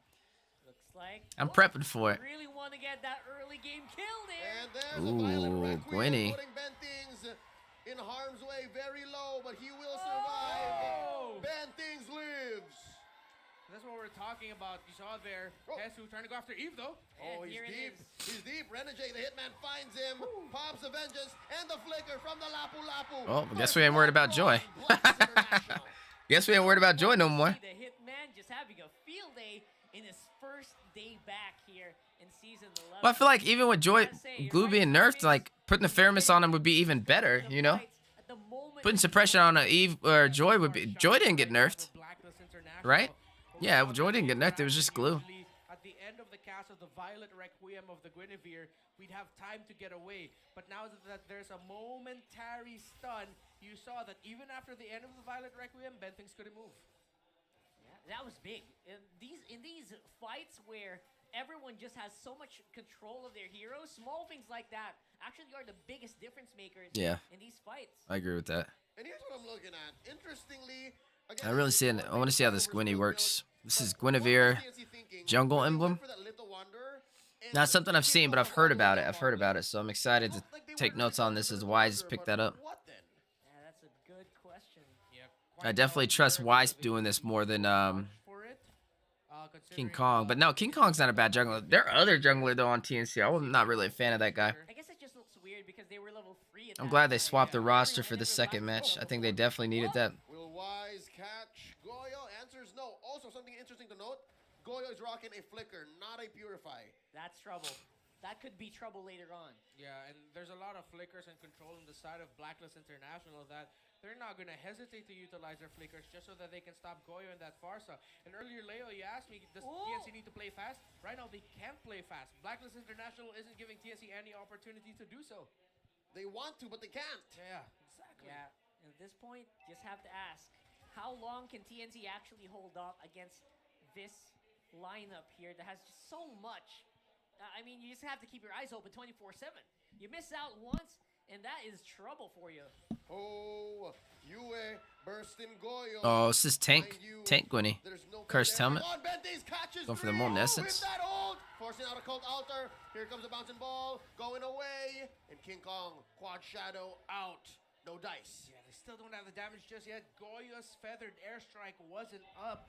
A good attempt there by Bentings, forcing out some things from Blacklist International, but sadly they weren't able to force out any flickers from the side of Blacklist, and I believe that's what Bentings was trying to do. Yeah, looking like Renegade and Wise have a lot of confidence in this one with Oh My Venus nearby. Oh, Hesu, we've been dancing here for the better part of the past minute, deep behind the enemy lines. it looks like once more TNC going to concede this turtle, going over to Blacklist. Yeah, it's not much of an advantage for Blacklist right now. It's 500, 400 gold. You don't see that on the gold lead, right? You see it on how they actually post up in the team fights, pre-team fights. Yeah, I don't know. I feel like on the map. both sides have a decent draft, but when you give Yui the feathered airstrike, I'm giving it more to the side of Blacklist. But the Guinevere is a wild card. It's definitely the X factor in this. Violet Requiem going in. Putting the roamer of Blacklist International in a good position to pull. The Queen helps you secure that kill. 2-0 so far. Blacklist in the lead. And I want to point out here, Ben Thinks actually utilizes ultimate in the hopes that because the members of Blacklist, even though they were on the other side of the wall, the 0-2. Blacklist already on fire. They haven't lost really much. They've been gaining a lot. They're definitely leading the tempo, but hold on. King Kong, he does have the shadow kill. He's going to take out Renegade J. Oh, Hesu with the kill still. Should have gave that to your jungler. Oh. Across the map, the trade. You're going to see Blacklist take the tier 1 for the bottom side. Not sure if that was a fair trade. Nope, it's fair. It took it on the top. TNC took it on the top. They evened out the turrets. So that did work out. He might be able to continue his trends of great games. Focus on Oh My Venus, the queen of assists. Ranked second in total assists in MPL history with 2,200. Who has the most assists? Yawi, right? Number 1 was actually Yelly Hayes. Yelly Hayes, yeah. Yelly Hayes. Oh. He's still right there, but of course the queen is. Who's Yelly Hayes? What team is Yelly Hayes on? I mean, compare it in context. Yelly Hayes has been here since season 1, Hesu. Oh, he's playing with fire here. 4v1. Pops the electrifying beats, and there's a better airstrike. Renegade in trouble. Survives, but just barely. There's a cult. Oh, super red. You cannot let him get that Brody. That's his comfort pick. Has so much trust His on comfort his pick. He's willing to double back just in the Godly. that kill. Blacklist International, just when we thought TNC caught them, and great patience by TNC again. The sustain provided by the Fabulous. Unfair, Mrs. Unfair. King Kong took the turtle, though. Turtle, though, for TNC. A small bit of redemption for the Phoenix Army, and Hesu is still deep in. Goyo pops the feathered airstrike, and there's a shadow kill. Ah, super red. King Kong for going in too deep. The man's Brody is a problem. The reason why the Hayabusa just hasn't been It's a problem. achieving a lot of wins here in MPL so far, especially against teams like Blacklist, who really love to stick. Next play Evos, but I think he's a 6-man this season. Hitman going 2v1, and he's not done. He's still going. He can go. I fear no man. That's who he plays on? What's it, Yellow J or whatever? Okay. I think you saw that. I fear no man, but there were Men. 2 people there, so there were men. Yes. That That you have scares to fear. As skilled as you are sometimes, if you're Next out play there, Evos, not that you bad. gotta forward in the other direction. Didn't they have the new, what did they have, like a team, started with the M, something like that, like the whole lineup came from another team Translated to English. for the new revamp Next Play Evos. A jump on my Venus goes for the Shadow Stampede, but that's a false engage. I'm actually noticing TNC starting to look more confident. Didn't Next Play take out TNC yesterday? I'm pretty sure they did. Kind of eke out into the late game here. Maybe Innocence having a better time in itemization. We'll have a look at that right now. I think he does have his core I need to pull up items right here. Wikipedia. Yeah, he does. Wait. Innocent does have it. Oh, Who was not there? Oh, Lord. That was 4 there. And here comes Hesu a little too late. That's a stun. Extra life on Wise. Not spent quite yet. Super Red takes down Ben Things. Hesu looking for targets.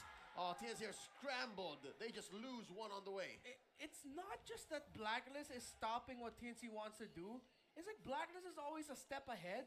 And it's like they know where Ben Thinks and the rest of TNC are. They're smarter on the objectives. It's like when you're There's synergy. absorbing a Kamehameha wave, then throwing it back in the opposition. Yeah, That's the feel of it, right? Yeah, it's like they completely understand how TNC want to position and play around the map. The Blacklist is always ready for it. And again, if you're TNC, it's incredibly frustrating. You're making the right attempts, the right moves, but the team that you're up against has completely read you. Oh, Benthings catches Wise, and there's a feathered airstrike, answered by the Violent Requiem. Hesu takes down the King of the Jungle. Benthings barely alive.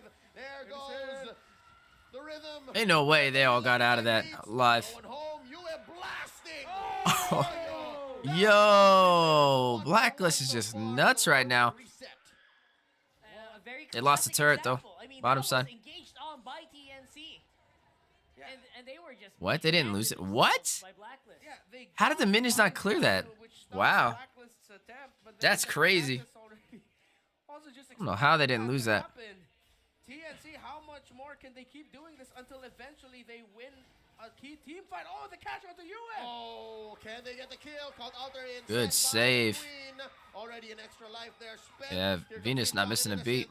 Damage dealers, no luck. The hitman pushing back. The I was saying though, the joy without the suppression, I really wanted to see how this would have worked because there is no really direct counter outside of damage to burst him down. But Super Red, super on the Brody as usual, is already picking up a lot of kills, so you do have to watch out for him. Exactly. It's the Guinevere. But he does have vengeance, so as long as he has that vengeance in play, when that 20 part memory does go down, Oh, look at why. definitely use that. Watch him.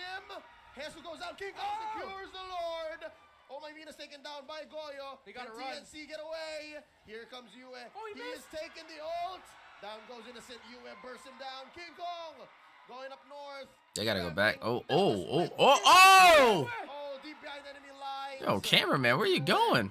Can he survive? The answer is no. King Kong cuts him down. Oh, Then they take it Super down by Red. He's still having Boy is Super Red. nuts. You dove in the free people and did it again. He's starting to earn my 40 respect. It was seconds very later, shaky just to give day one, but day Super two, Red I space. it's just his Brody. I respect his Brody. I don't know about his other marksmans. The newest His Moskov members was not that of impressive. Blacklist International UN But his and Brody's Super Red looking strong. really showing off why Blacklist picked them to Manana, that's who it was. That's right, of Manana. Haji and Oheb respectively. Great performance. Yeah, from Manana Blacklist lineup. This game, it could have been so much worse for Blacklist, but Blacklist committed to the chase and to the counter punish, which means TNC couldn't make the most out of the Lord that they were able to secure. This is actually insane right now. Although, of course, CNC, good props still for King Kong for stealing that in a very chaotic moment. But where do you go from there? Like, Blacklist is still very much ready to take these fights. And the way that King Kong actually took the Lord was in the absence of Wise. Yeah, that Lord Preoccupied. definitely helped him out So what if it slightly. comes down to a retro We'll see what they battle? do with What if it. that has to happen where both of you are there. I think that now opens up a new plan for TNC. Maybe they have to split up Blacklist, but no, Blacklist not going to allow it. Look at this. That's 5 members making a beeline, pushing them away from this Lord pit. False engage. I gotta say, it's a bit odd to see a Guinevere and a Lapu-Lapu chasing down a Kufra. Yeah. They're like asking for that bouncing ball. Give me that bouncing ball. Come back here. Come on, Ben. We want to play, Ben. Who's gonna be able to play ball well? 60 seconds until this Lord spawns. TNC are taking an indirect approach, trying to go for the split push. They have a lot of time to make a play here, but Red and Jay gets the info. Yeah, they're quite happy to Yeah, that's definitely hard to do. small camps as much as they can. They were able to save him a couple times. They're Venus is they're just on trying, point with the they're Cult seeing Altars. if there's a possibility to make a pick off because they cannot do anything against a 5-man Blacklist right now.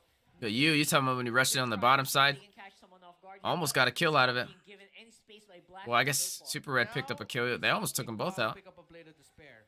And let's see if it's gonna make Oh, something happen. Wise spots out Goyo. And that was enough Wow. for the back line. Can Hesu make a play here? Can he avenge the fallen mid laner? First kill for Wise. That is a huge loss for TNC. They needed that Farsa. They needed Goyo. Oh, but they're not done. Oh, Oh, King Kong? no. This Wait, is why not did what UA you wanna take- I don't think Um, so. I think they have to give Joy's out ult. this tower. There's no way they can actually Oh, defend Ben this, thinks at right? the back. Look at Ben. Spots one, but nope. He will just use bouncing ball to cross on through. Yeah, it's like the members of Blacklist saw him. It's like, we know you can't do anything. We have the advantage, so we're just gonna walk past and go for the Lord. But he's And back he goes in! for the jump in, and look at the damage that TNC. Ooh, is Yue able to got go out through. just in Yue time. down low. Lord at less than half health. Ooh, Hesu Super takes Red. him Oh, through. wait. Oh! There's not enough damage, but Oh! sets him up into the Renegades air, done. and here comes Goyo. He's back. They burst down the hitman. Renegade taken down here, and so far that's a 1-for-1. Super Red's about to join. Look at Super Red. Watch, watch, watch, watch, watch. Been reset. I think Yeah, TNC if he still gets doing there the and right they still decide to thing, fight right? this, no, they have to go back. Okay. Playing to the I was about to middle say. Blacklist. You know what, Ben thinks? And Super Red's getting the red buff, too. That's a lot better than just facing Blacklist head on and hoping for the best. Yeah, and it feels like multiple times in this They're nervous in day one. TNC would initiate. they'd get Debut the play, game versus but the they'd world just be champs. lacking Yeah, that it's true. little bit of Little damage bit. to completely get that win. Super Red almost got taken down, which if that happened, TNC might actually continue to push the envelope of that sequence, but No, somehow Super Red and the other members of the Blacklist getting away with a sliver of health. If they shut down Red here, not just in terms of gold, but even like his presence in the All right, this can be a game changer. DNC. Now, Lord, look at this, very low, down to 50 Blacklist got it. And they're not gonna Yeah. get it. Oh, you picked it up. Started up, and there's a knock up by Bentings. Wise coming in, playing man-to-man defense, the roamer and the jungler from both TNC and Blacklist respectively. Blacklist happy. That was a good with take.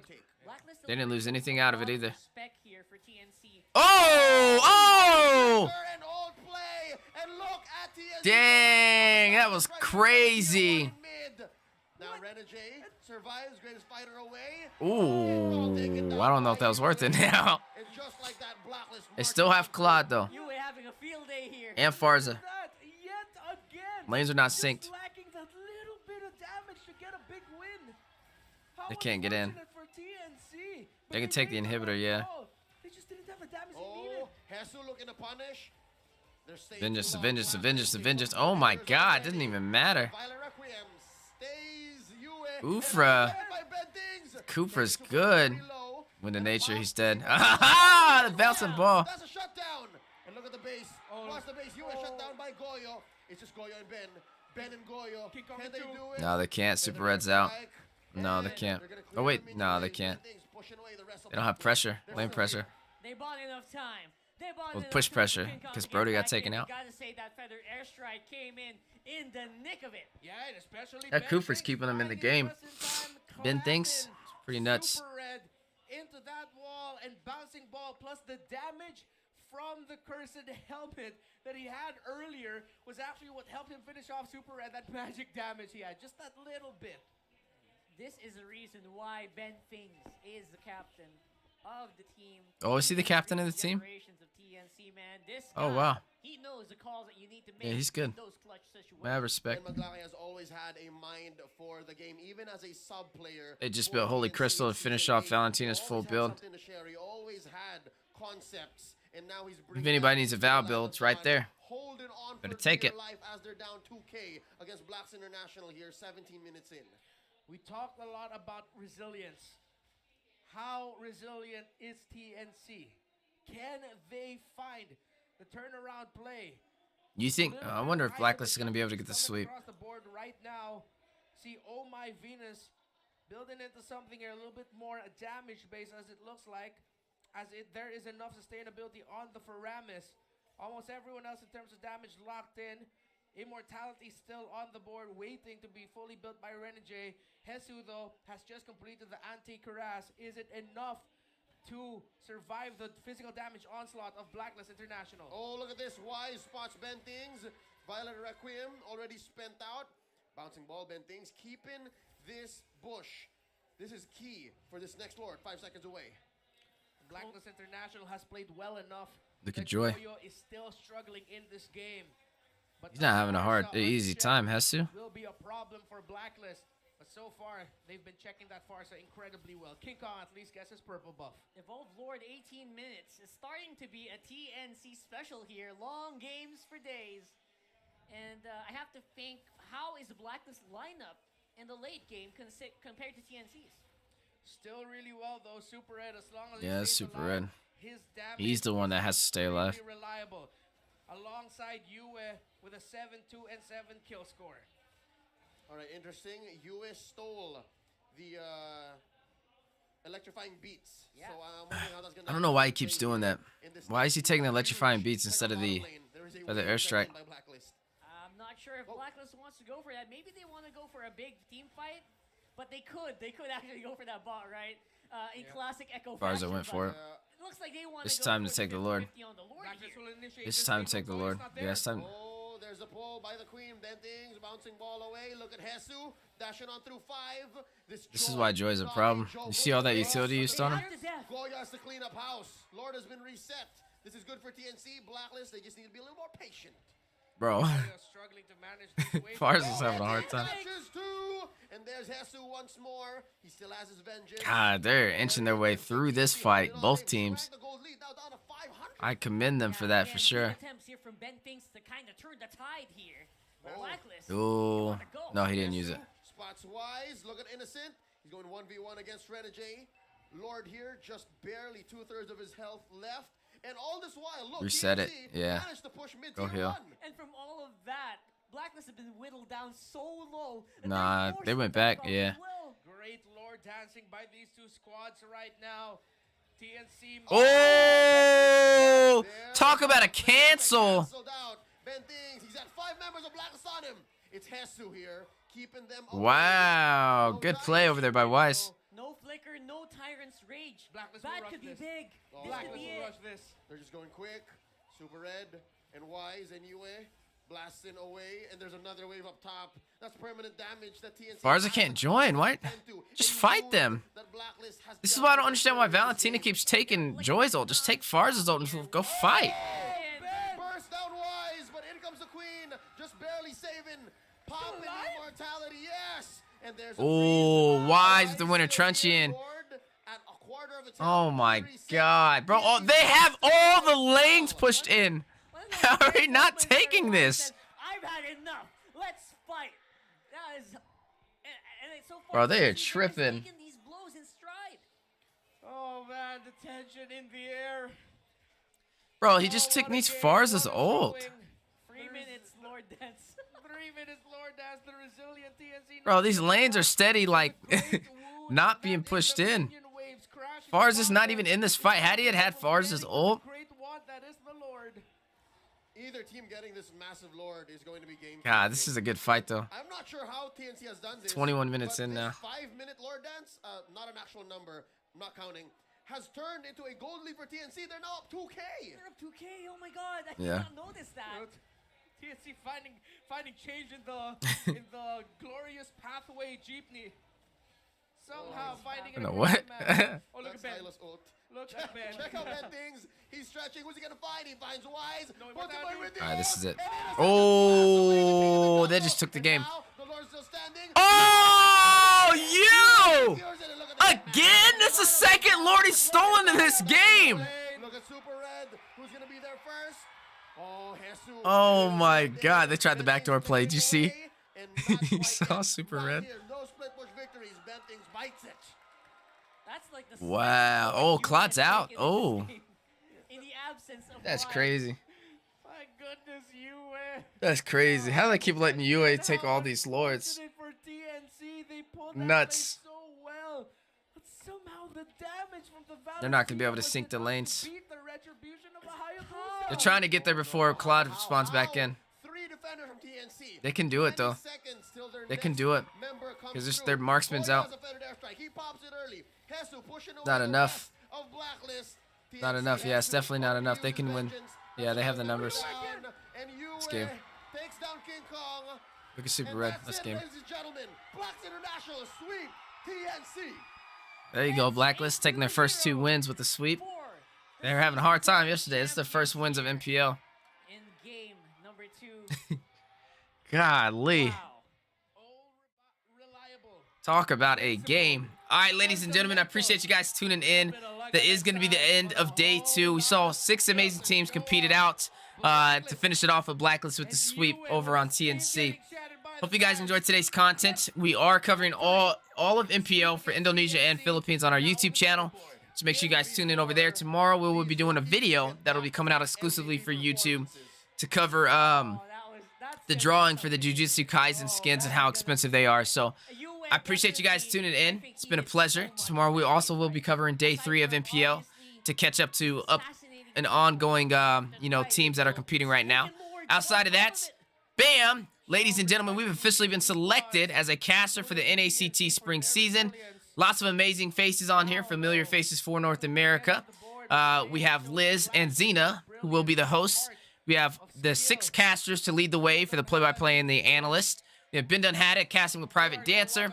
We have Eunice casting with myself, and Coach Deku casting with Trex. We will be casting in these duo pairs the entire time. So make sure you guys place your vote on, out of these 6 casters, which pair you would like to see cast the semifinals. Would you like to see it be Ben and Private, Eunice and myself, or Deku and Trex? Your votes definitely matter, guys, and I look forward to seeing who you guys vote for. I'll definitely be working my butt off to earn your vote, as well as MPL does progress. Not MPL and NACT does progress through this year. So Other than that, other exciting things that are ongoing.